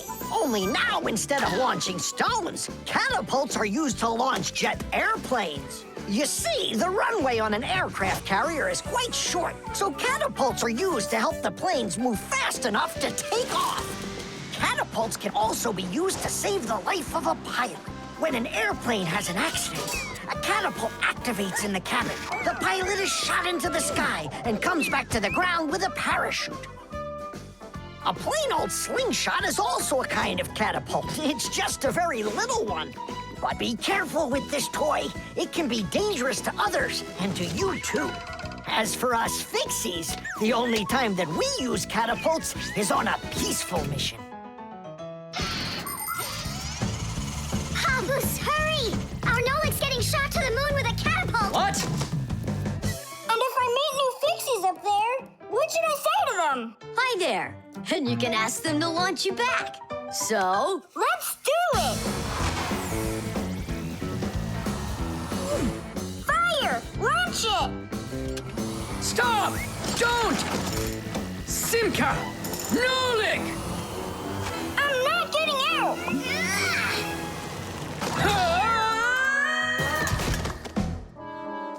Whew! We're alive. Hooray! He flew all the way. Who flew away? To the moon? Nope, just a bit short. It's not our fault. You're just heavier than Nolik, and that's why you came up short. Papoose, maybe we can try one more time. What? Ugh. The team. The first period is almost over. Tom Thomas's team is leading 2-0. There's no getting around the difference in class. Simka, pass it to me!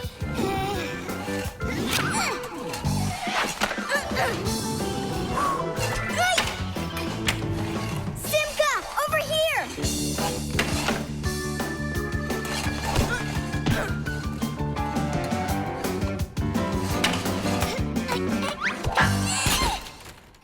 Goal! 3-0. And that's the end of the period. Time for the teams to take a break. This isn't a fair game. There's 6 of these guys and only 2 of us. Go ahead and call your classmates. I'll still outscore you. You sure about that? Uh-huh. Well, Tom Thomas, you asked for it. Young Fixies take classes and study just like human kids. But Fixie schools are quite a bit different than schools for people. To begin with, there are no more than 10 students in a room. In Simka's class, for instance, there are 6, and the children don't study in one place. On one day, the lesson could be inside a refrigerator, the next day in a computer, and the day after that in a vacuum cleaner. This is the best way for Fixies to learn all about them and put their new knowledge to the test. But the most important thing is that they have to learn to work as a team and help each other. stronger Fixies helping weaker ones, and older Fixies helping younger ones. This is a must for Fixies, because appliances are so very big that if we didn't work as a team, we little Fixies could never get by. As the second period is about to begin, our full team comes to the ice. Huh? Introducing the engine of our class, Fire! My motor's roaring. And now the brains of our class, DJ! Okay, what's the score? Now here is the spirit of our class, Tula! Could I be our goalie? And here she is, the face of our class, Verda! And oh, what a cute one. So you want to quit, Tom Thomas? I'm not afraid of you.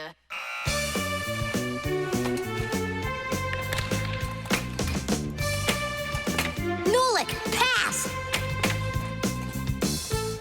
Shoot! I'm calculating the angle to use. Whoa! Oops! Pass it quick! Quit sleeping! If you're gonna scream at me, I'm not going to play at all. Wow, that's some team you got there.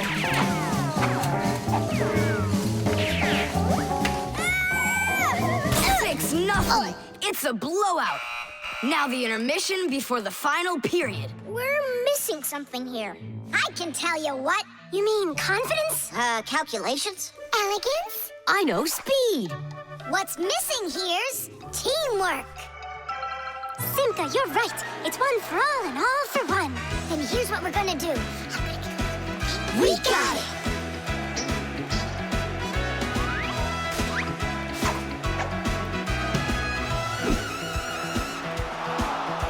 Attack and check, don't lose control. A line change on the fly. The puck is zooming towards the goal to score and break the tie. It's one for all and all for one. Great teamwork is a must. Let's go and show 'em how it's done. This game was made for us. Hockey's our game.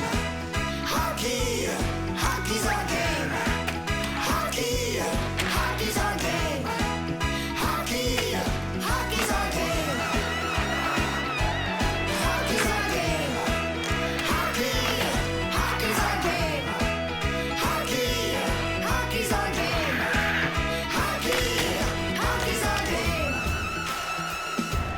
Hockey's our game.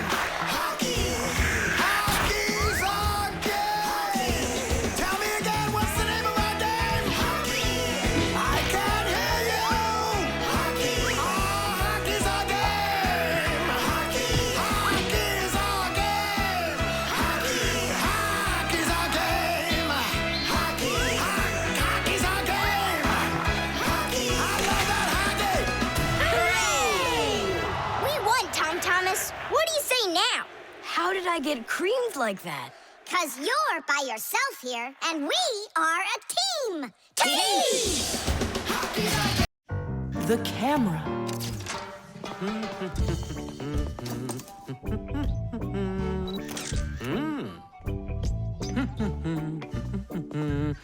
Stop right there and let me see how pretty you look today.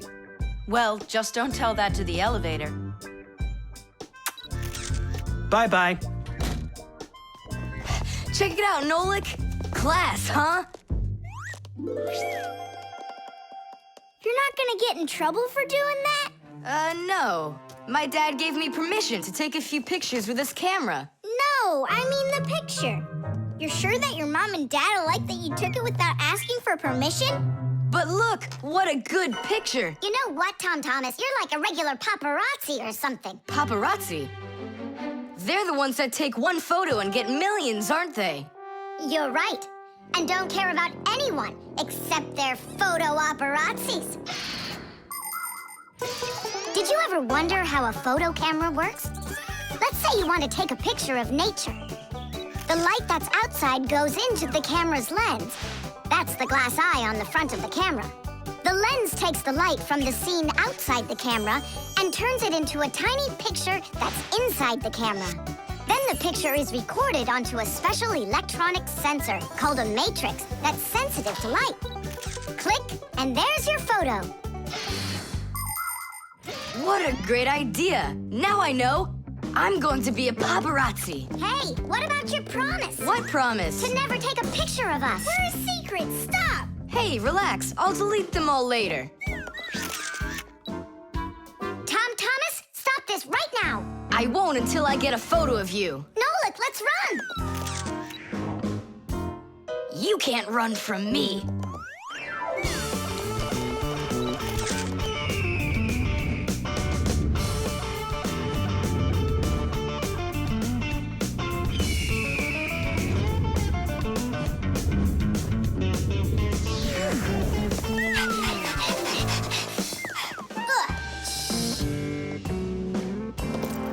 Chusaka? Aha! I've gotcha! The story of the century. The monster and its prey.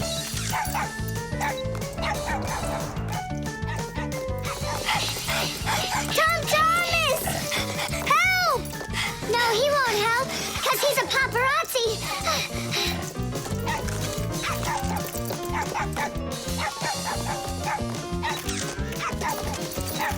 Yes! I got it! That's my best photo yet! What's all this noise about? Awesome shot! The first cameras were invented almost 200 years ago, but they worked very slowly. If you wanted to have your portrait taken, you'd have to sit still for a whole hour. After film was invented, cameras got much faster, and it became possible to take about 10 pictures a minute. On a piece of film, everything appears to be backwards. Black parts of the picture are white, and the white is black. It doesn't look normal until the picture is transferred from the film to a piece of photographic paper. Now people shoot pictures with digital cameras that work without any film at all. You can look at what you shot instantly on a screen to see if you like it. And if you don't like it, you can try shooting another one. And today, you don't even need a separate camera to take pictures. Almost every mobile phone has one.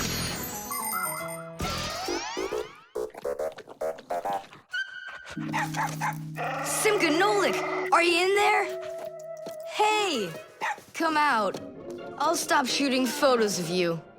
Aren't we friends? I'm sorry, guys. Well, your friends were almost eaten alive by a dog. Please forgive me. Want to look at the photos I took? Sure, go on. Show us what you got. We're not in that shot. We're not there either. Ha! Well done there, paparazzi. Hang on a sec. I still got another one, and you're in it. I know for sure. Look! I'm zooming in. It's impossible. I don't believe it. It's possible. But when did you have time to turn into screws? The same time you were pushing the button. When we're scared, we can change faster than the blink of an eye. You lost. Paparazzi. And what are you gonna do with your millions, Mr. Paparazzi?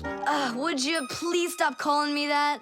You got it, after every one of those photos is thrown away. All right, I'll delete them. And do I have to delete this one too? No, keep it. It's a great shot. I never even saw you take it. The tools. Hang on. There are these really cool things that I want to show you.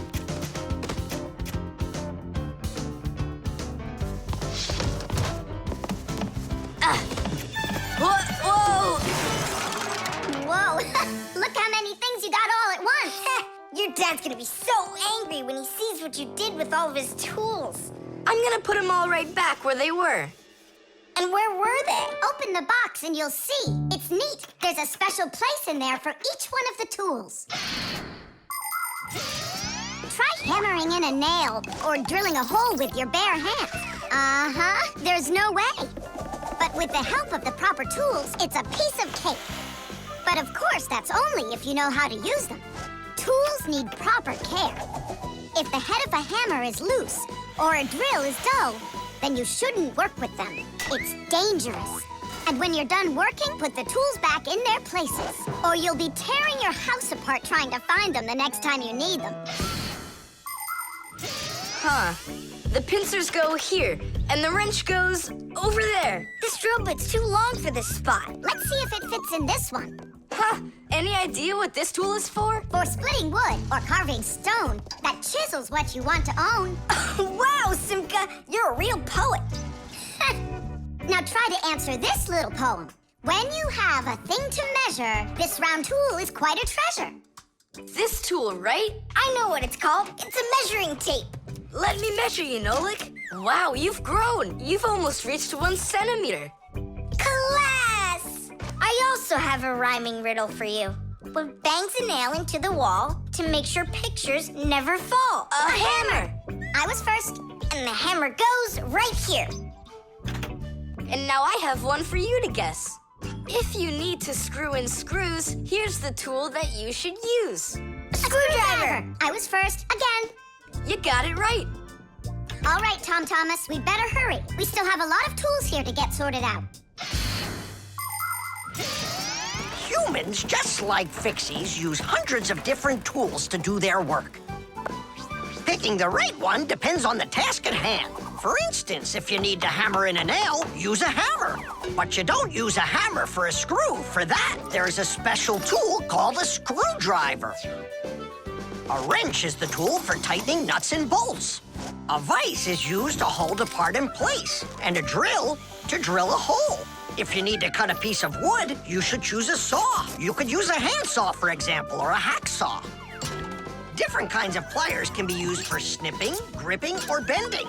If you need to smooth something down, you use a file. If you learn how to work with tools properly, you can build just about anything. Looks like we did it, just in time. Oh, and how about this? Do you know what kind of tool that is? I don't know. There's no place for it in here. Just throw it out. Come on. And what if my parents use it? Looks like we did something wrong here. My dad came home. Tom Thomas! I'm in here. Hi there. Reading. Way to go, son. Huh? Oh! I don't get it. Where is it? What? I put a piece of metal under the table leg so it wouldn't shake, but it disappeared. So that's where the tools place is. Did you take it? What? I didn't. It must be somewhere under the table. And you look under the sofa. All right.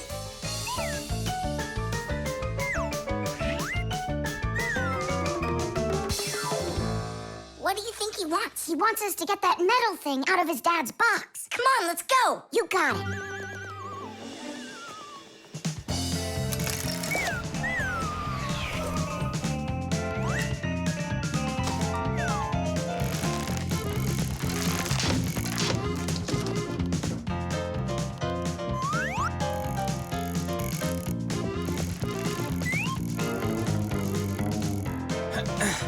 Any luck? Uh-uh. Me neither.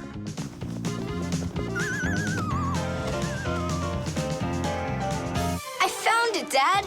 It was under the table, just like I told you. Huh. You were right. It's strange. How could I have missed it? Maybe you're just, tired from working too much. Maybe. Tadish. What? It's a new word, Tadish. Tadish. I do like the sound of it. The level. Tom Thomas, I'm really sorry. The movie this weekend, I have to cancel. You do? I need to go to Africa for work. I leave tomorrow. Oh, cool. You think I could go with you? To Africa? Can you even find it on the map? Africa. Here we go. No, you're still too little. When you grow as tall as the top of Africa, then I'll take you with me.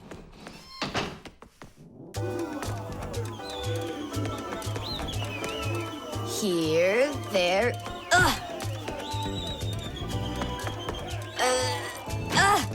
Tom Thomas, what you doing down there? I want to know if I'm as tall as the top of Africa or not. Well, do you know your height? Okay, then let's measure you and mark how tall you are. You just need to hold the book, all right?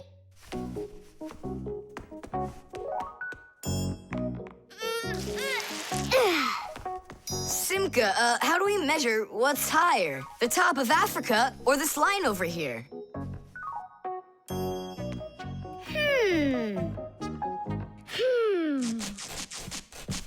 It's a tough one. We need a piece of flexible, clear tubing.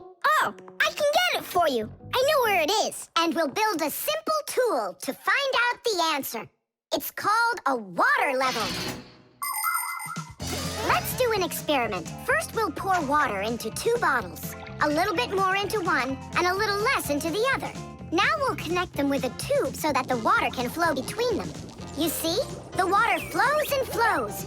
And then it stops. It stops when there's the same amount of water inside of both bottles. And if we do this with a simple tube, it becomes a useful tool called a water level, in which the water on both sides is always the same height.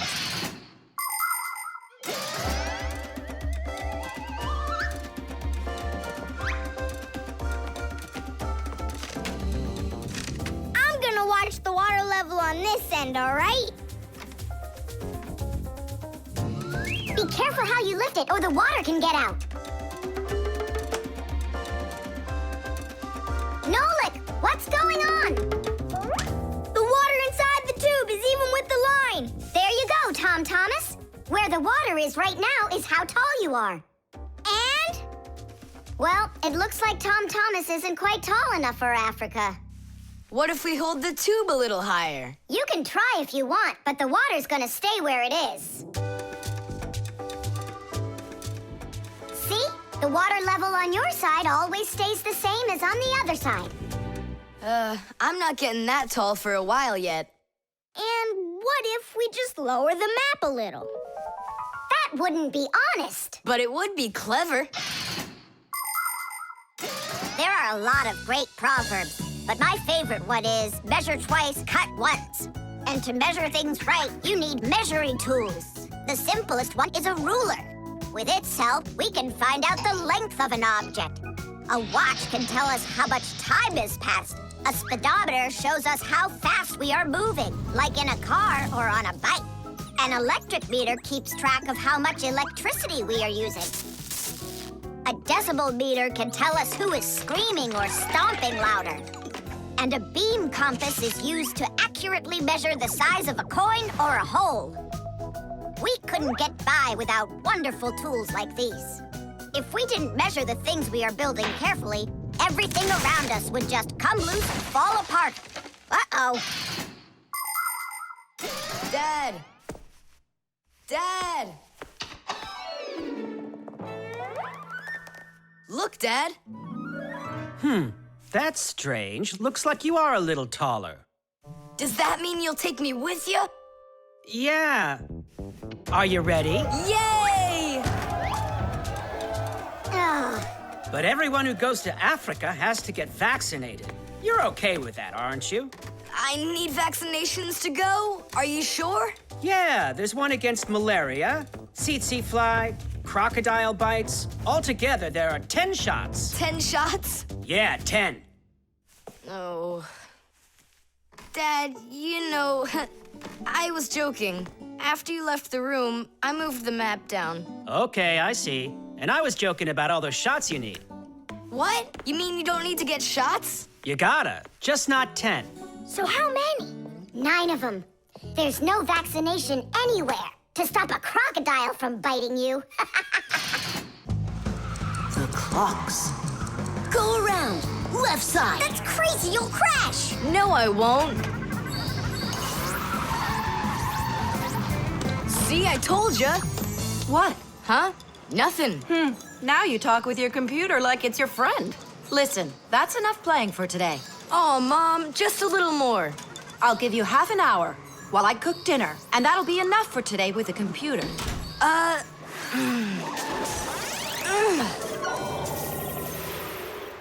This stinks. I'll never get through all of these levels in half an hour. No way. Hey, but what if we could stretch out the half hour? How? We could take the hands on the clock and move them back a little. Mom will catch us. Fine, then let's slow down the speed of the clocks. Yeah, But how? You gotta know things like that. the olden times, many clocks run with the help of a pendulum. The pendulum controls how fast the hands of the clock turn. If you make it longer, the pendulum will start to swing slower, and the clock's hands will slow down. If you make the pendulum shorter, the clock will tick faster. Most clocks that are made today don't use pendulums. They run with the help of springs or with an electronic chip instead. But even so, there are ways to change the speed of these clocks, too.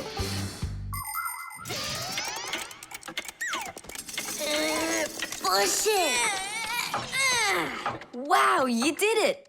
It's amazing how much slower it is. That'll give you lots of time to play. But now you gotta slow down the clocks in the kitchen. Yeah, and every other clock you got.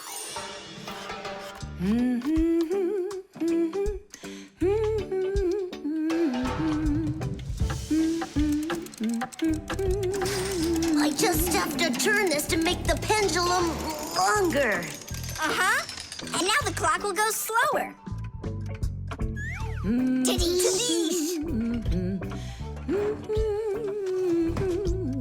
Fire! Now that clock over there. Let's go do it. That's it! We slowed down every clock, and your mom didn't see a thing. That's great. Yeah. Wow, Tom Thomas, you're cool!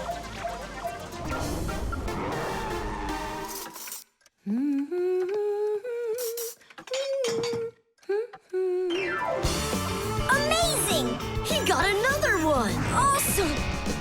You're unbelievable! Way to go! Huh. That's strange. Hooray! Incredible! Yay, I did every level. Oh, thanks. You're both just... The time masters of the universe! Yeah, but I'm getting really hungry, and Mom hasn't called me for dinner. Because a half hour hasn't passed on the clock.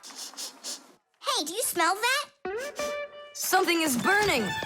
What happened? A fire? I don't get it. I was just waiting for 30 minutes like I always do, but everything burned this time. Maybe the clock stopped? No, take a look. They're working. Oh, I'll make you some oatmeal. Oatmeal for dinner? Mom, I need to, I'll be right back. You see what you've done?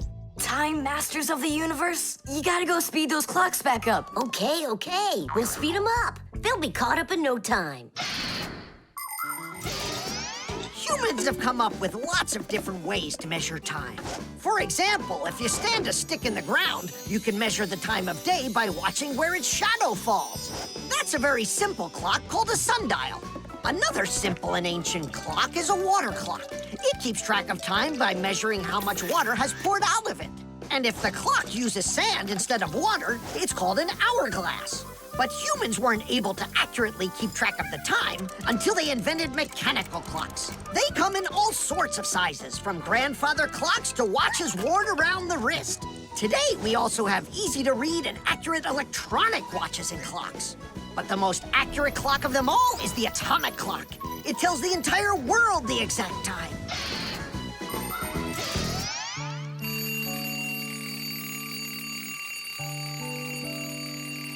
Tom Thomas, why is your alarm clock ringing in the middle of the night, huh? Really? Is it still night out? Look, Tom Thomas. But the clock says that it's morning. Interesting. Yesterday, Fire and I sped up all the clocks, so that's the reason the alarm went off. Sped him up? Are you crazy? Tom Thomas asked us. So what do we have to do now? Don't you know? Get to school, it's time. I'm joking. Go back to sleep. Don't worry, I'll get all the clocks working right again. Can I go and fix them with you? Ha! Fix them? You boys are the ones that always make the problems. The eco-tester. Are you ready to see my new invention? I just can't wait to show you what it does. Whoa! What is it? An eco-tester. And what is it for? This device lets you check vegetables or fruit, so you'll know if they're safe to eat. To grow apples, tomatoes, or melons faster and bigger, people add chemical fertilizers to the soil. But there's a problem if too much of these chemical fertilizers is used. When there's too much of them, the harmful chemicals get inside the fruits and vegetables, and that makes them very dangerous to eat. An eco-tester is a special device that quickly shows how much of these harmful chemicals have gotten inside of the food. And if the reading is too high, that means you shouldn't eat it. As you can see, the eco-tester shows that this apple is good. Well, let's see. Look, this one is safe too. Ugh, it's not interesting this way. These apples are all safe. Now let me take this delicious apple and, make it bad. We will inject this apple with a harmful amount of nitrates. How come? What do you mean, how come? So we can see how the eco-tester works.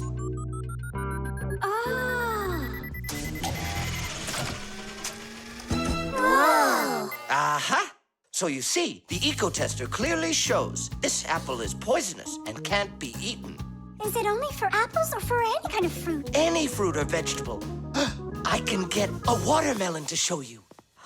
Could it really be true that watermelons can have nitrates too? Of course they can have nitrates.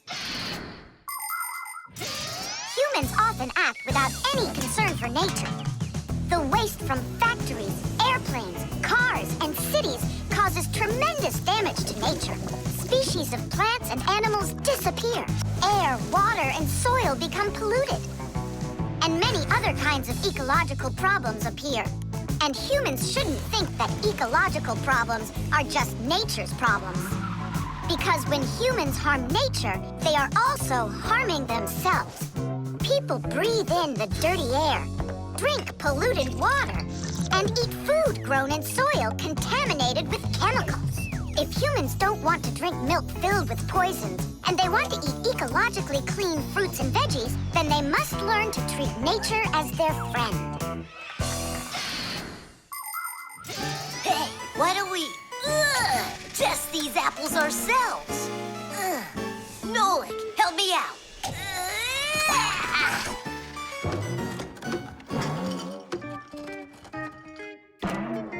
Oh, it rolled away. I don't care. That apple's poisoned with nitrates.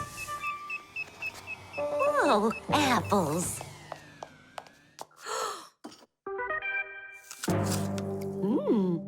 Lisa, don't eat that! Lisa, stop! Please sit down. What? You bit into it? Yes, and what? Oh no, it's poisoned! What? Do you have trouble talking? Oh, yeah. You feel faint? Oh, I'm fainting.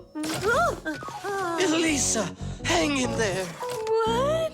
There's no poison in that apple she ate. Oh, my assistant. Oh no, I've poisoned her. Oh, Lisa, please. There was no poison in that apple. Oh no, he didn't hear us. What should I do? I know how to make him hear. Hello? It's an emergency. It's a case of poisoning. Not me. I poisoned someone. Yes, with an apple. Fire. Poison. Oh. Professor, this apple has no poison in it. The bad one rolled away onto the floor. Did it really? This is just fantastic news. Can you see me, Elisa? I can't see anything. How's that? I see you. I can see you. I can see again. I have great news. There's no poison at all in this apple. Are you sure? It's perfectly fine. Here, take a look. The eco-tester shows that there are no harmful chemicals inside. It's wonderful news. This is one excellent apple. And nutritious. This appliance of yours is simply wonderful. Now she'll say he's a genius. Professor, you are a genius. Thank you for saving my life. Oh, it was nothing. Actually, it was Nolik. He saved her life. I did? Dropping the watermelon was your idea, wasn't it? Ah, you're right. I saved her life. The instructions.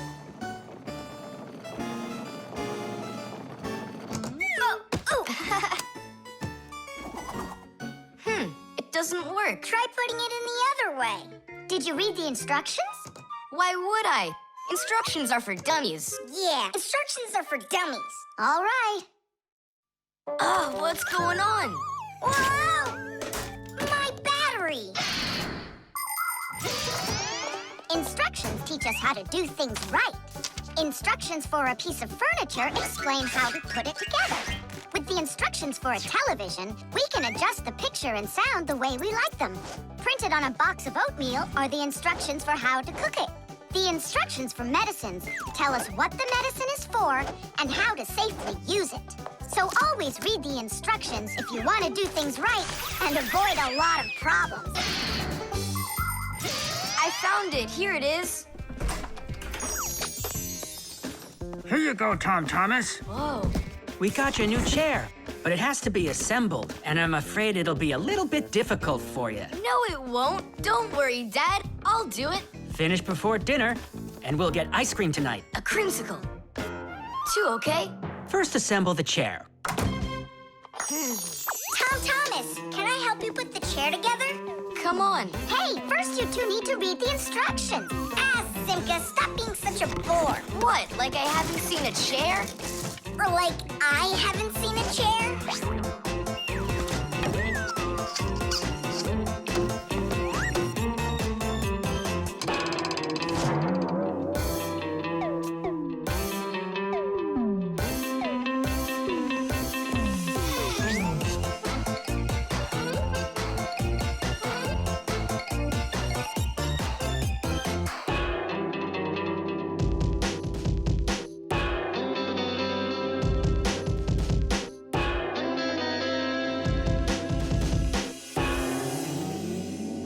Well, Tom Thomas, you done? Dinner's ready. Let's go. Oh, Dad, no. I need another 2 minutes. Simka, help me. How? What does it say I have to do in the instructions? Ah, I thought you could do it without them. All right, I'll help you. Let's see. Take this part over here and that one over there. Nolik, get a screw. No, the longer one. It's over there. The very first stools and benches appear as far back as ancient Egypt. The pharaoh's stool was special because it had a back. It is thought that the pharaoh's stool was actually the first chair. For a long time, a chair was considered a luxury. Rich noblemen would bring their own chairs to parties. And the more important the man, the higher the back of his chair. It wasn't until the 19th century that chairs became part of every house. Today, there are just so many different kinds of chairs. There are wooden chairs, plastic chairs, metal chairs, chairs with legs, chairs with wheels, folding chairs, baby chairs, just all sorts of chairs. Well, how could people sit down at the table with no chairs?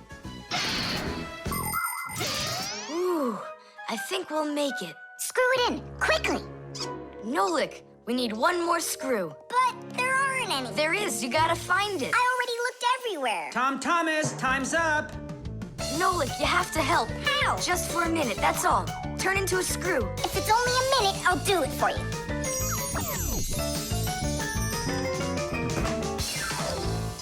I'm done. You built it.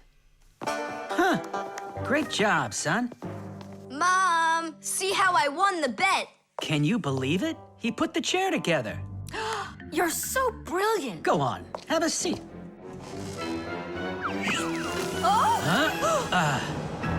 Whew.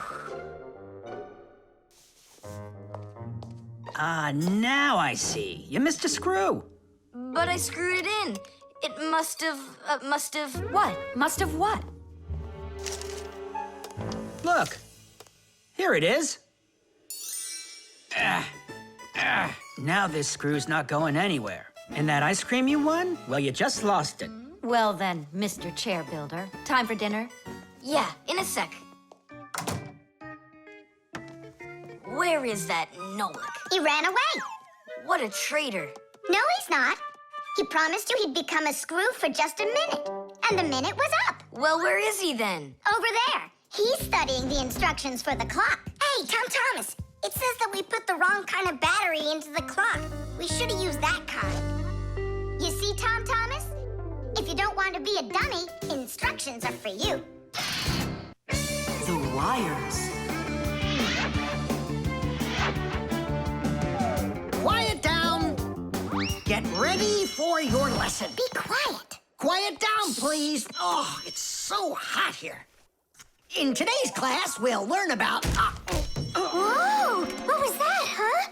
It must have been an earthquake. Yeah, it was an earthquake! Hooray! Sorry there, Professor. Ooh, I have to find an outlet so I can plug in this fan. Ooh, it feels terribly hot. It sure does. Well, keep looking. You'll find one. Now then, where was I? Oh, right. Today, No, it's impossible. In this whole laboratory, there isn't one free outlet. Look at this.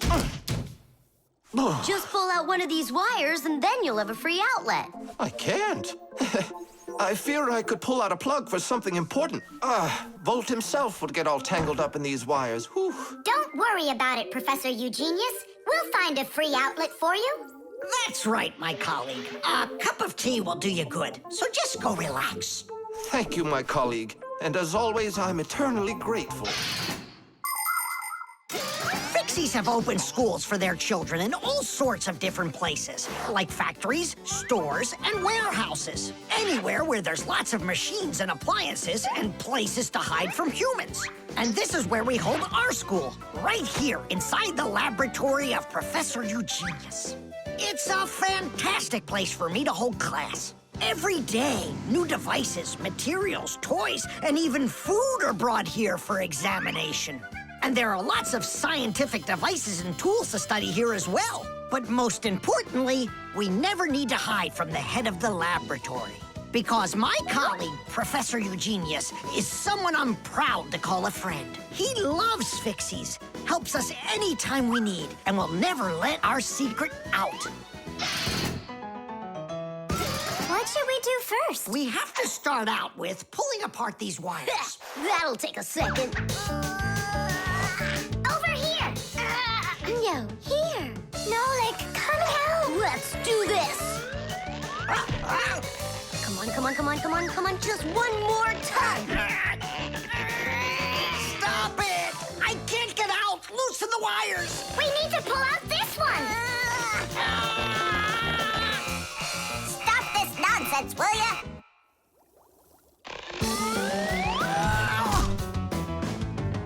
Thank you, Digit. Tidish. Well, the way I see it, in order to get the knot out that's over here, we need to expand the loop that's over there. And then push that wire through it.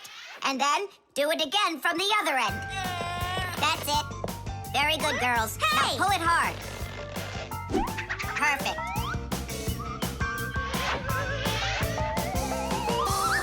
Hey, check it out. This green wire up here isn't plugged into anything. Then no one's using it. So that means we should go and pull it out from the outlet. Got it. Tidish! Vera, here's another wire that isn't plugged in. I found another wire no one's using. Simka and I found it together. Nolik, why are you so upset? Because you guys are doing all the work. How about this wire? Nobody's checked it yet. Really? Oh, wow! What? Did you find some treasure, Nolik? Uh-huh. There are 6 free outlets under here. Great! Now Professor Eugenius can plug in his fan, and his kettle, and even his soldering iron. To get electricity to a device that doesn't use batteries, you need to plug a pair of wires into an outlet. But it's important not to let the wires touch one another, or the electricity can burn them out. That's why wires are covered in plastic or rubber, so the electricity won't pass from one wire to the other, or to us when we touch them. So always be very careful with wires. And never, ever touch a bare wire. You could get killed by the electric shock. Oh, what would I do without my wonderful friends? Thank you. Sorry. I wanted to... I should go. Go ahead. That's a great idea. And we'll start our class. What were we talking about? All about wires. Well, it looks like our class is over. Time to go play. Modeling clay.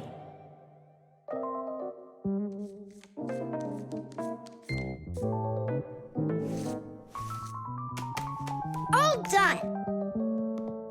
Simka, take a look. I've got my own pack-a-mat. Now look at that. A pack-a-mat made out of modeling clay? But this one's my own, and it looks just like a real one. Okay, you're right. It really does, Nolik. Simka, Nolik, what's up? Hi there, Fire. Want to play some tag with me? I really wish I could play tag, but unlike you, I've got tons of work. Yeah, like what? Well, a bathroom hook fell down. Tom Thomas broke the lamp on his desk. The aquarium has a tube that's leaking. So go and play. I have to get a pack-a-mat. Oh. I wish I could play tag. Hold on. Nolik, you've got a pack-a-mat. Uh-huh. Although I gotta say, it looks a little strange. That's because it's... Let's fix everything before Simka with your pack-a-mat and my Fixie board. This'll be great.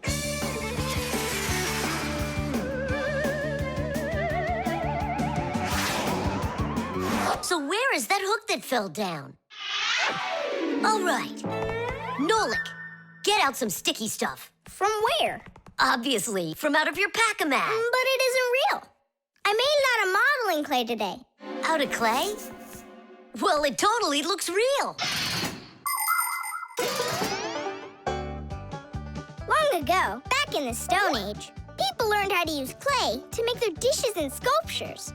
But the modeling clay that we use nowadays was only invented about 100 years ago. Actually, modeling clay is just plain old clay with some ingredients added so it won't dry out. And dyes are mixed in to make all the different colors. There is just no end to all of the fun things you can make out of modeling clay.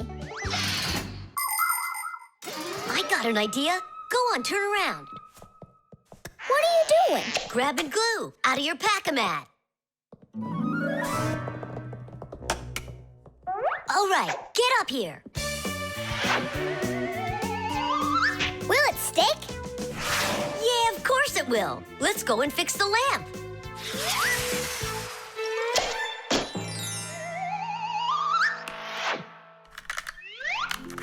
We can't fix this without a real pack-a-mat.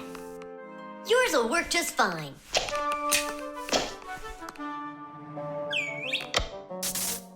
Tadish!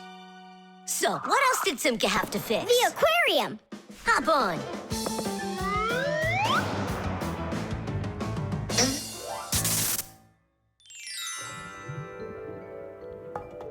Well, where's that leaky tube? Here, it's leaking at the joint. Yeah, this tube is gonna need a lot of modeling clay. Give me the rest of your pack-a-mat. Sure. And here's a souvenir. They are all done. What's all done? We already fixed everything. And what did you fix it with? Modeling clay. Ha! Modeling clay isn't gonna hold anything. Well, I say it will. Wanna bet? All right. It's exploding! What in the world is happening here? Flooding water! You just do as I tell you, without panicking. Did you know it's possible to make modeling clay in your own home? Just write down this recipe. You'll need a cup of flour, a half a cup of salt, and a half a cup of water. Now, mix the salt with the flour and add the water little by little. Mix it together really well. What are you saying? That it looks just like dough? Well, that's exactly what it is. It's just not for eating. It's way too salty. But you certainly can sculpt things out of it. If you want your modeling clay to be colorful, you can add food coloring or watercolors to it. That's it. Your modeling clay is ready to be sculpted. When you're finished, don't forget to let your figures dry in the sun. That way they'll get nice and hard and last you a very long time.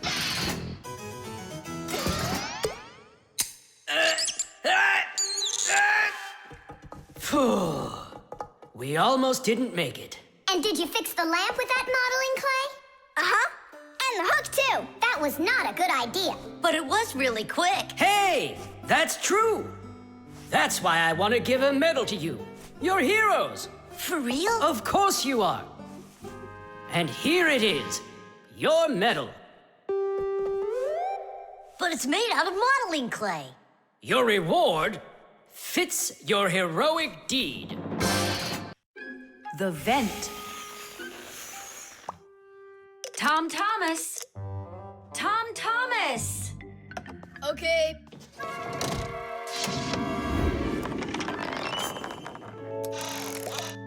Simka, Tula, check it out. It's pretty, isn't it? Oh, splendid. It's nothing but a trinket. It's completely useless. Useless? Look how well it matches my hair clip. Useful things are the kinds of things you truly need. For instance, like this rope ladder I've got. It's splendid. And where do you plan on climbing with this thing? Now, this mirror here is both useful and pretty. Oh, how splendid. Tula, you say everything is splendid. Well, here's something super splendid that I bet you don't have. Oh, what is it? It's a mechanical super claw. It must be just perfect for scratching your back. Now look what I have. A photograph of Vector. And he signed it for me, too. Are you sure that's Vector? You've got a photo of the bravest Fixie on the face of the entire planet? Yeah, and the most beautiful. Is it him for sure? No way. Let me take a look. You'll smudge it. You've been fooled. No. Yes. Jealous? You are. My photo! Oh, no! What was that? A draft. This is completely your fault. It's not my fault. It's your fault for bragging so much. Please, girls, stop fighting. Let's go find it.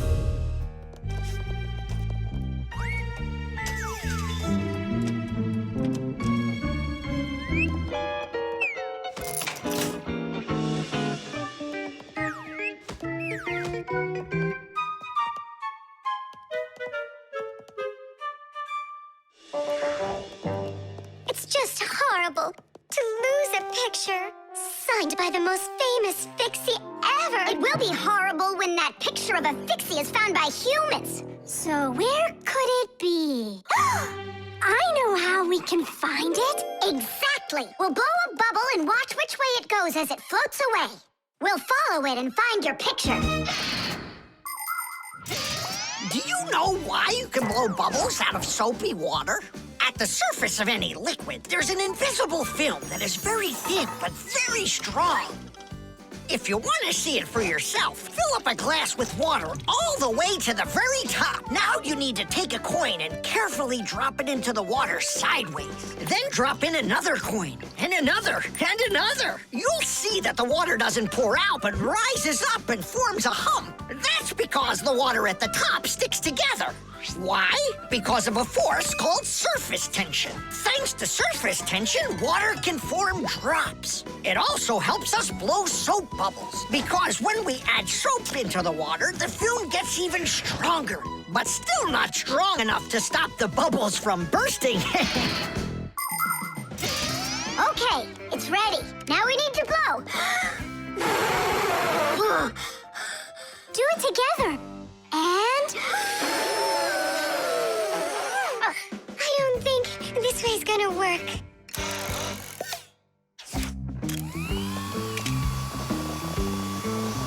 Look, it's flying! We did it!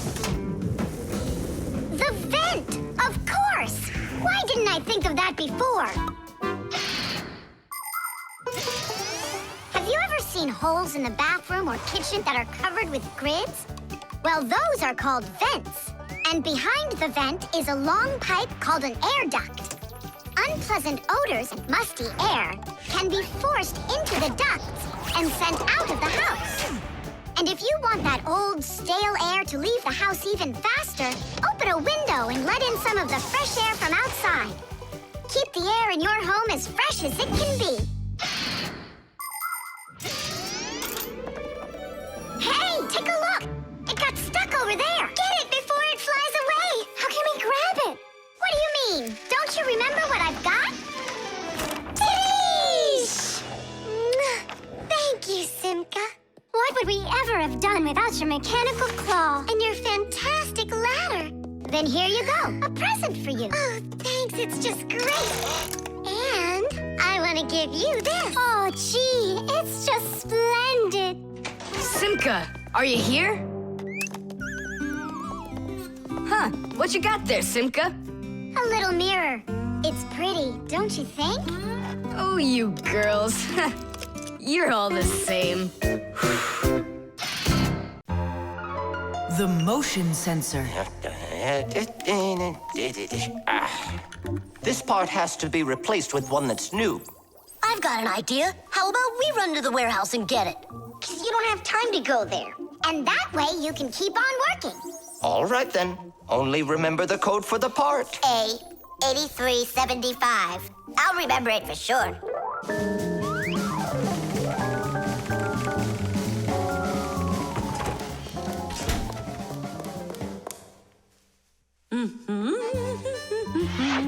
Why is Elisa always there at the wrong time? Do we have to wait till she goes away? What for? We'll sneak out behind her. Digit, did you find the part? It's here. Are we ready? Yeah, we're ready. Let's do it.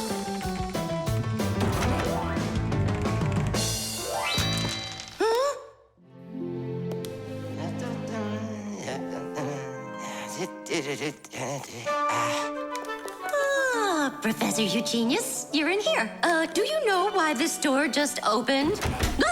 And closed by itself? Of course I know, Elisa. It's because I converted it into an automatic one. You see, I installed a motion sensor above it. A motion sensor is like an electronic eye that watches everything that moves in front of it. Did you ever wonder how doors open by themselves at places like stores or at the airport? They open with the help of motion sensors. If the sensor sees that someone walks up to the door, it sends a signal to the door's electric motor. The electric motor opens the door and then automatically closes it after the person walks through it.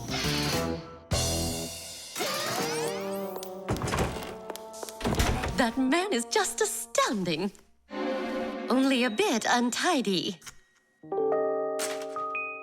The door is automatic now? Then why didn't it open for us on the way here?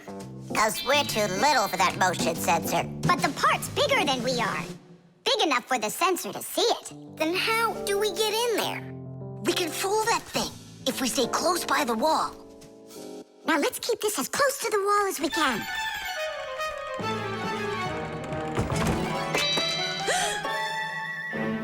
This door is a little too automatic. And these parts are here again. Didn't I put them away?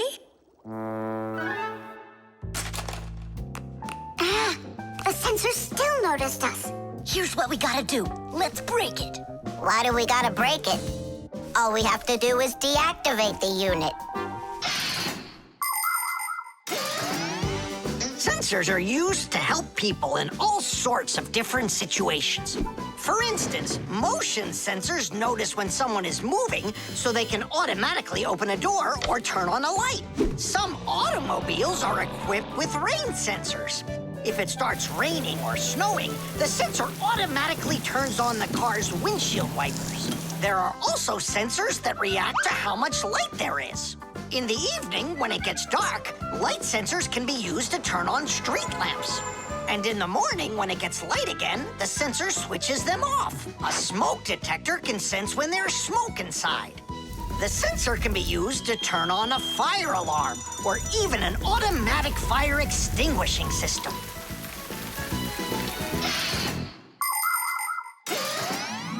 I turned it off. That should do the trick. Great job. Let's go.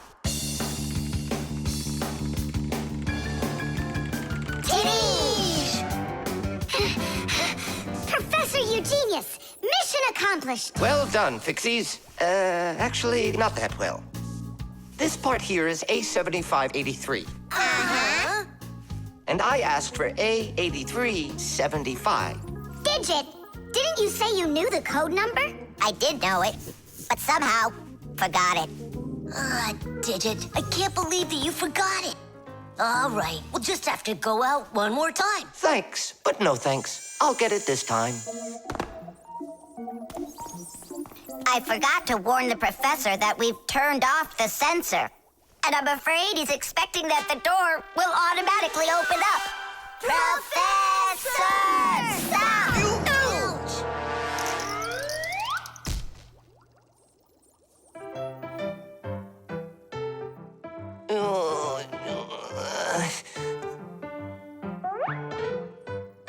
Forgive us, we didn't mean it. The drum. Now, let's turn it on. It's buzzing. You hear it? I would love to, but the only thing I can hear is Nolik's banging. Nolik, what are you doing? I'm rehearsing my solo.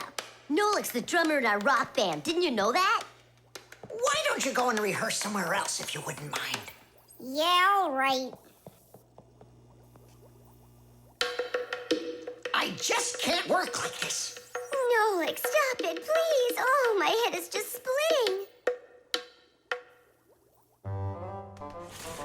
Professor Eugenius, will you come to the laboratory? There's something very strange in there. What? I'm hearing some kind of awful sounds. You are? I think it's a ghost. Back from the dead. Don't you worry about ghosts, Lisa. I'll check what it is. So it's you making the racket. What? I'm just rehearsing. Well, what is it? Don't worry, it's just a piece of equipment rattling. You know what you should do? You should go and practice back at home, my young friend. It's not very hard to make a drum. One way to make it is to take an empty barrel and replace its bottom with a skin made of leather or plastic. If the skin is stretched tightly, the sound can get very bright and loud. Really big drums are usually played with percussion mallets or beaters, while smaller drums can be played with sticks or with bare hands. Instruments that make sounds by being shaken, scraped, or beaten are all called percussion instruments.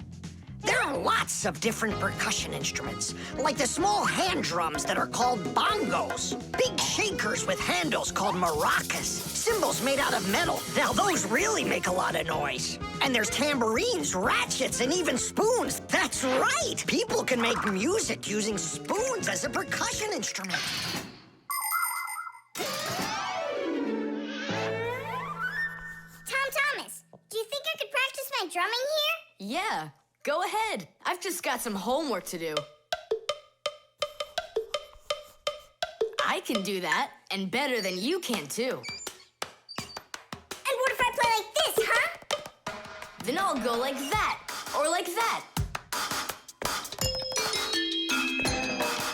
Ever since I had decided that a drummer's what I want to be, there is nothing that I won't bang on, 'cause the world's a drum to me. So I bang on radiators with a spoon, the pot goes boom, bam, bum. Maybe someone will take pity and they'll buy me my own drum. Bang it, bang it, bang it, boom, bang it, boom, bang it, boom, bang it, bang it, bang it, bam, bang it, bam, bang it, bam, bang it, bang it, bang it, bum, bang it, bum, bang it, bum, bang it, bum, bum. Bang the drum. Bang the drum. Both my father and my mother wish I play a violin instead. I don't want to. I'm a drummer, but I can drum that in their heads. So I bang on radiators with the spoon, the pot goes boom, bam, bum. Maybe someday they will get it and they'll buy me my own drum. Bang it, bang it, bang it, boom, bang it, boom, bang it, boom, bang it, bang it, bang it, bam, bang it, bam, bang it, bam, bang it, bang it, bang it, bum, bang it, bum, bang it, bum, bang it, bum, bum. Bang the drum, bang it, bang it, bang it, boom, bang it, boom, bang it, boom, bang it, bang it, bang it, bam, bang it, bam, bang it, bam, bang it, bang it, bang it, bum, bang it, bum, bang it, bum, bang it, bang it, bum, bum. Bang the drum. Tom Thomas, let's take a break. But I'm not done. Keep going, Nolik. This is fun. Maybe it's fun for you. Bang the drum. Stop, that's enough. Bang the drum.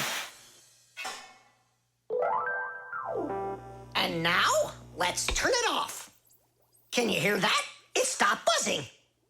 It did. Hey, everybody, it's Nolik. Yo, what's up? So, our noisy ghost is back. I thought you were practicing at home now. Tom Thomas is drumming there. I had to run away. Well, our excursion is over. And now I would just be so happy to listen to your rock group. Hooray! Bang the drum! Bang the drum!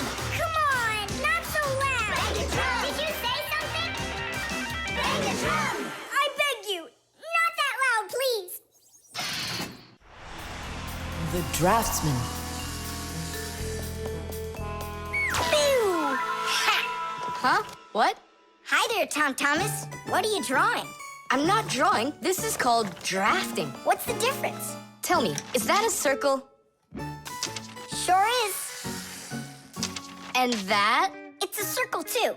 Only it's a rounder one. Of course. That's because I drafted it with a compass. And now I've got a real target. So now I'll load my dart gun. Whoa! Why'd you shoot that thing at me? It was the gun. I didn't even pull the trigger. What? Did it break?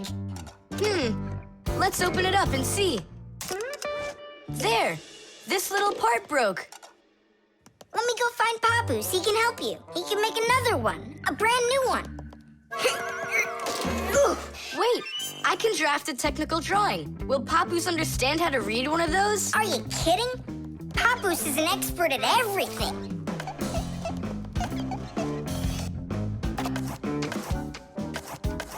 Done. Wow, Tom Thomas, you're a real technical drawer. A draftsman, Nolik. That's what they call it. Try drawing a perfect circle by hand. Can't do it, huh? Well, with the help of a drafting compass, your circle will turn out great. Just put the needle point in the center and turn the compass, and it's done. A compass is only one of the many different tools for drafting. For example, if you need to draw a straight line, use a ruler.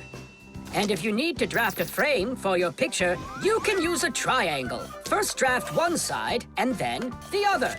And then to finish your frame, just turn the triangle upside down and draft the two remaining sides. You'll get a perfectly squared frame. There are also drafting instruments for making curved lines. They are called irregular curves, or French curves. But actually, now people use computers more and more for drafting technical drawings.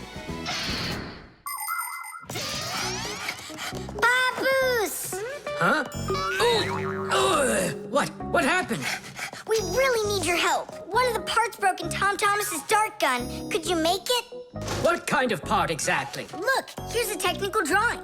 So, you even got a technical drawing. Very good then, let's take a look at it.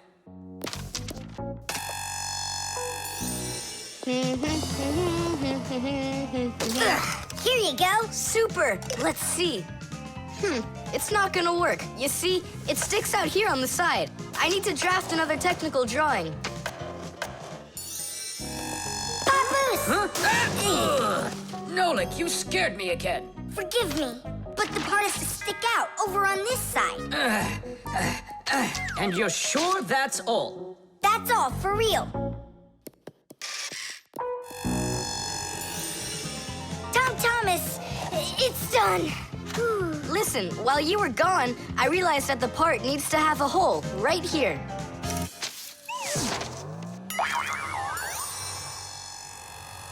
Papoose? Again? Sorry about this, but there's a hole in this thing, too. A technical drawing is a special kind of drawing. It has to precisely describe the thing that needs to be made. To do that, the drawing must be very accurately drafted and include all of the measurements. And that's not all. If the object is complex, it must be drafted from at least 3 sides, including the front, the side, and the top. You see, the object looks different from every side. So if you don't want to work over and over again, learn to draft correctly.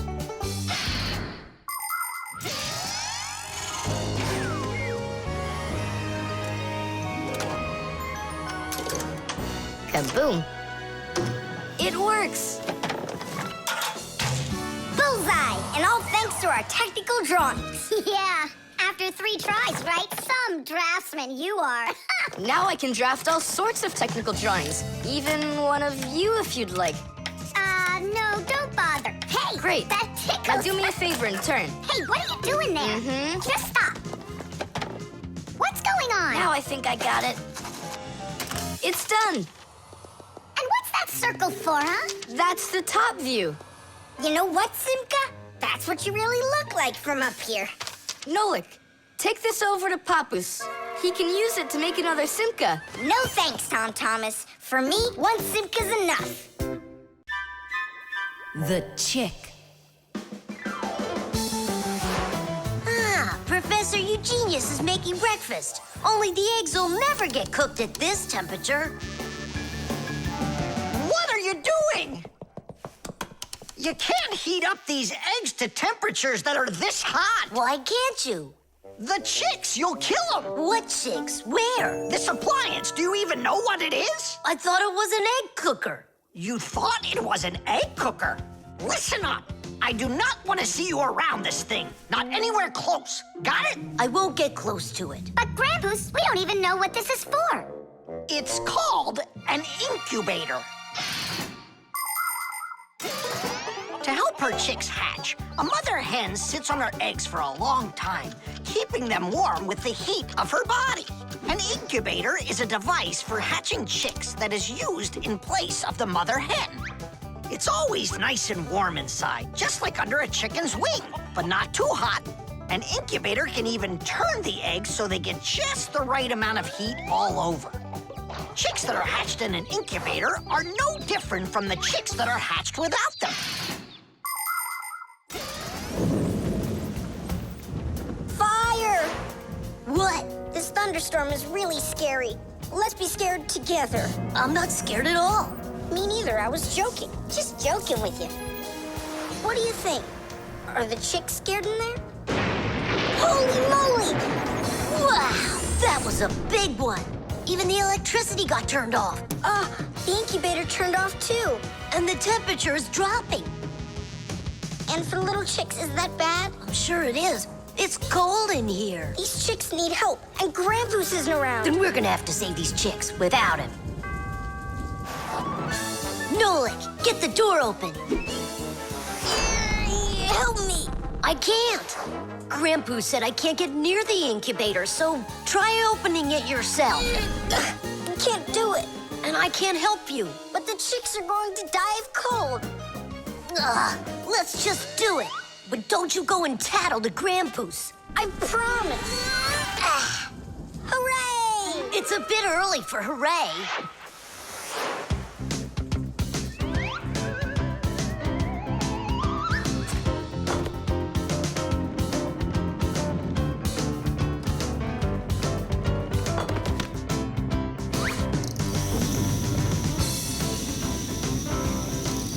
Candle? Yeah, we'll warm up the chicks with the fire. Class. Time for hooray? Now, yeah. Tadoosh! Like sparrows, ducks, storks, and ostriches, all birds lay eggs and sit on them to help them hatch. And it's not only birds. Other animals like snakes, crocodiles, and even turtles have babies that they hatch from eggs. To protect their children, they try to hide their eggs, like deep in the bushes, in the cracks of rocks, or in the sand. By the way, roe is also little eggs, just without the shells. From this fish roe, little hatchlings are born that will grow into big fish. And from tiny frog roe, tadpoles hatch that will then develop into full-grown adult frogs. And you've heard of dinosaurs, right? Well, those giant reptiles that lived millions of years ago, they also hatched out of eggs.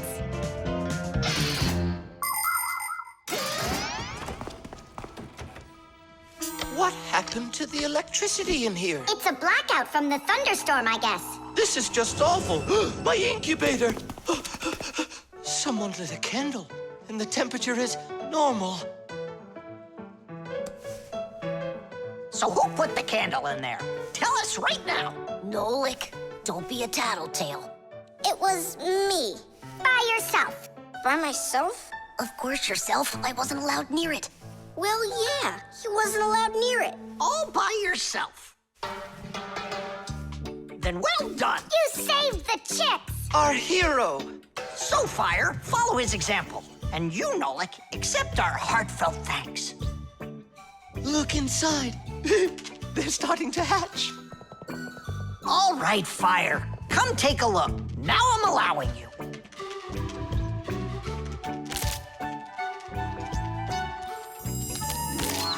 Look, a little chick. It's so cute. And so yellow.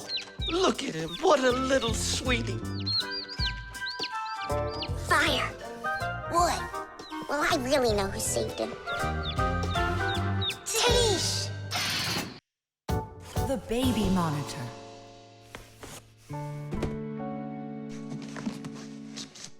Oh, it's my old baby monitor. On. Check, check. Checking. 1, 2, 3. Checking. It's working.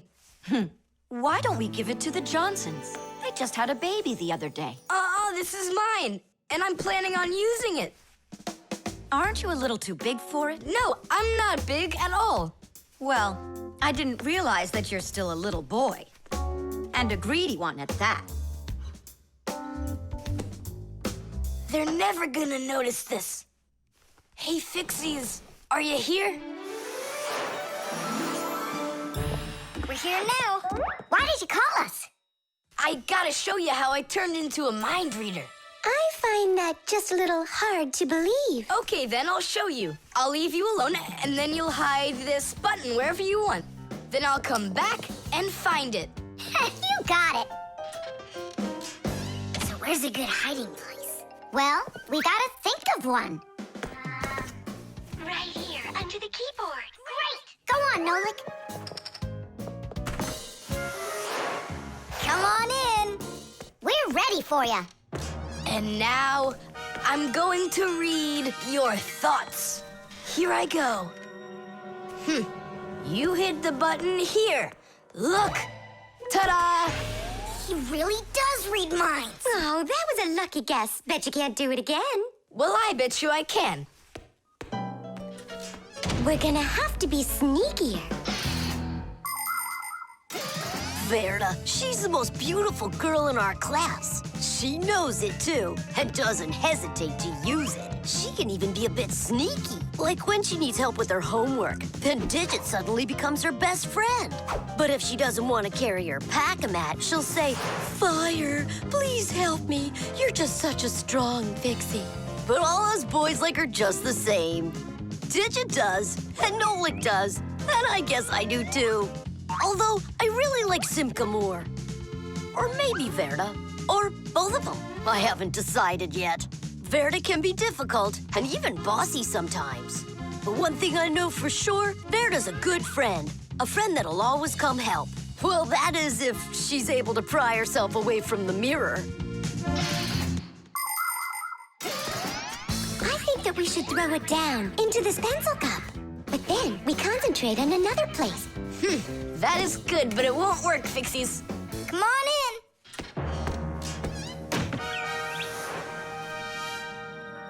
Uh-huh. Aha! It's in here. Tidish? Simka, were you thinking about the cup? No, I swear. And my mind was blank. Then who did, huh? Uh-huh. Tom Thomas, what do you say we go again? As many times as you want. Shh, I know how he's been doing all of this. It's a baby monitor. That's how we can hear what we're saying. I don't get it. A baby monitor helps parents watch over their babies. The system has 2 units that look like wireless telephones. The parents keep one of the units by their side and put the other one in the room where the baby is sleeping. If the baby suddenly wakes up and starts crying, the unit in the baby's room will pick up the sound and send it by radio waves to the parents' unit. Mom or Dad will hear the crying and go and comfort their child. And so he's listening to us now. This time I know what we should do. We'll hide it under the globe. Ooh. Go on. Uh-huh. Aha! Huh? Where is it? If you read our minds, you'd find your button under the baby monitor. You tricked me. That's really not nice. And spying on us is nice, you think? I'm sorry, I just thought it'd be fun. Well, anyhow, Tom Thomas, you're too old for this thing. Unless, of course, you still need it. I'm not a baby. I was just, checking it. I'll go and give it to Mom. Mom, I'm not greedy. About what? Let's give this monitor to the Johnsons, and this car is for their baby boy. I don't think that baby's big enough yet for your car. So what? Soon he's gonna get bigger and become a big boy, right? Like me. GPS.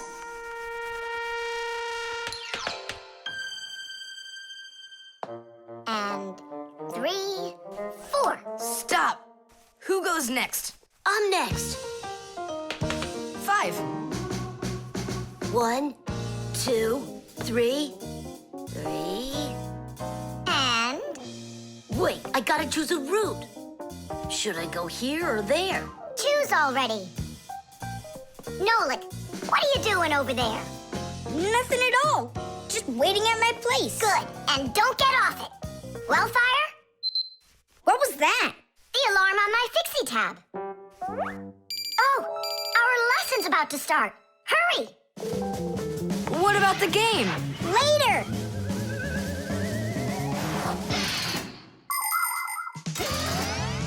As soon as young Fixies enter their first year of Fixie school, everyone gets their own Fixie tab. It's a little computer that can do anything at all. Well, almost anything at all. Studying with a Fixie tab is fantastic. You can read it just like a book and write in it just like writing in a notebook. You can use a Fixie tab to listen to music, watch movies, find your way around, and talk, text, and send letters to your friends. And if you want, you can use a Fixie tab to go on to the internet that humans use, or you can visit the secret Fixie internet, where you can find news about the world of the Fixies. And Fixie tabs have games on them, too. Of course, these games can be a lot of fun, but you shouldn't play games until your homework is all done. Faster, or we'll be late. I know a shortcut we can use. This way.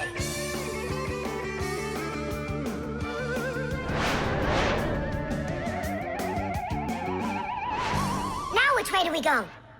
I need to remember the route. I think it's this way, or it could be that way. Well, which is it, this or that?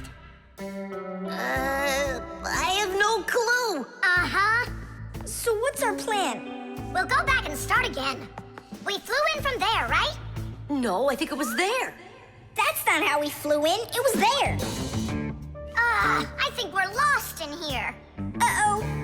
Nolik, stop the panicking. I only went uh-oh. I'm not panicking yet. It's your fault, Fire. I know a shortcut. Go this way. How are we gonna get out of here? How do I know? All I know is that we're late for our lesson. Thanks to someone. It wasn't on purpose, I swear.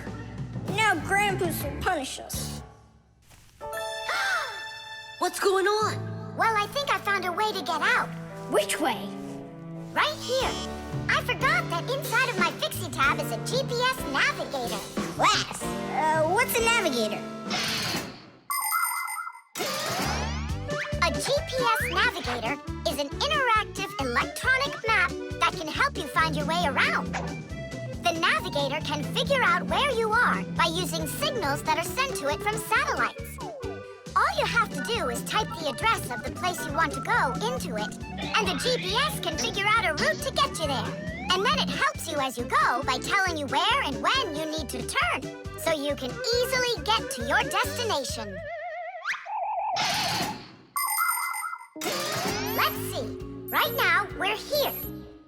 And where do we need to go? You know where, to school. But where is that? Are you joking? In the laboratory of Professor Eugenius. Can you be quiet? Where do you want to go? The laboratory of Professor Eugenius.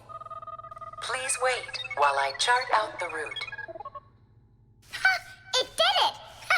The navigator says to go there. Hey, what are you doing over there? Come on!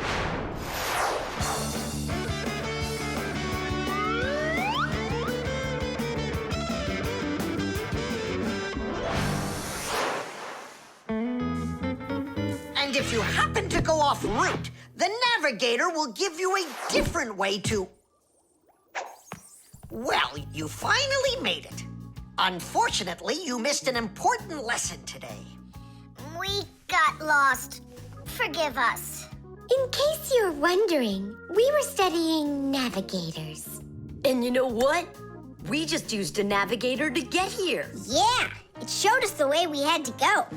Well, that's certainly quite lucky for you, because now you don't get an F. But from now on, kids, you have to get here on time. I promise you that. 'Cause now we know where to get our shortcuts from. Invisible ink.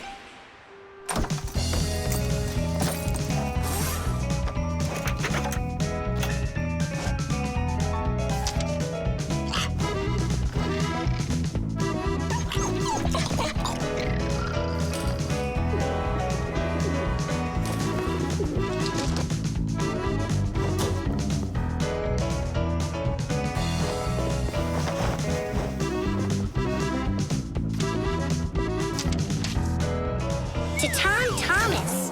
What is it? A note? Who's it from? It's from no one. Ah, is this no one a girl? Hey, tell us, what did she write to you? I don't know. Well, then let's take a look at it. No way. It's a secret. Even from your friends. Mm-hmm. Come on, we're not just your friends. We're secret friends. And you won't tell anyone? Nobody. We promise. Are you gonna open that thing or not? There's nothing there. Is this a joke or something? Maybe she didn't feel like writing you anything. Then why would she put a note in there? Wait a second. And what if she wrote that letter with a special kind of invisible ink? Wow, I've never heard of it.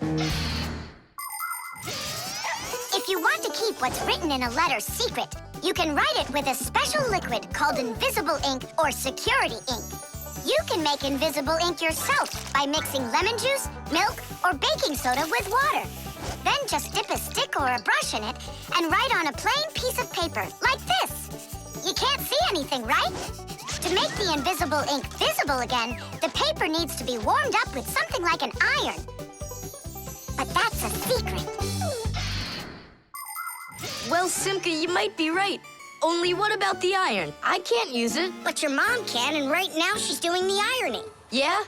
Well, that changes everything. Hold on! If that really is a secret letter, then no one should be allowed to see it. Even your mother. What can I do then? Ah, I know what.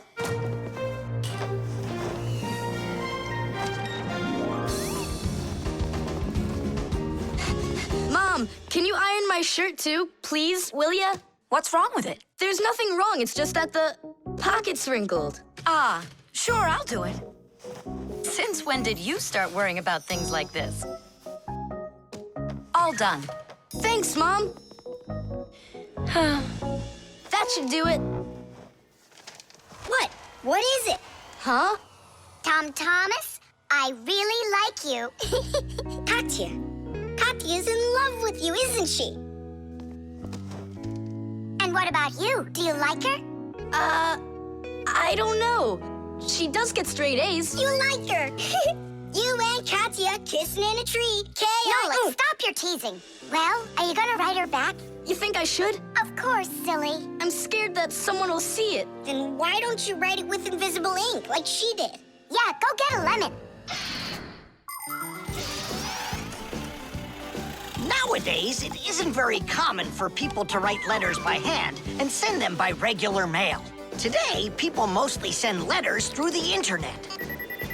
But even electronic letters should be written with some of the same simple rules of politeness used in handwritten letters. For instance, you need to write a greeting at the beginning of your letter, and a few kind words at the end are always appreciated. Something like hugs and kisses, or all the best, or see you soon.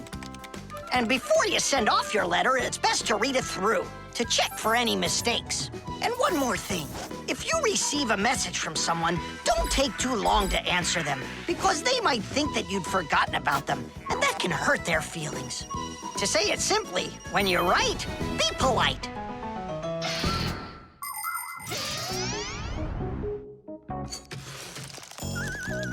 Go on, write. And what should I write? Come on, tell the truth. Just write this. Forgive me, Katya. Only there's another girl I really like. My one and only Simka. Nolik! If you don't like it, then why don't you think it up? Tom Thomas, just go ahead and write how you feel deep down in your heart for Katya. Katya, I like you too. Like that? Is that all I have to write? Would that be okay? It's lovely. K-I-S-S-I. Just zip it, will ya? Tom Thomas, is that everything?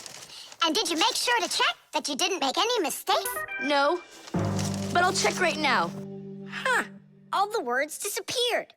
Well, if there's something wrong, only Katya will find it.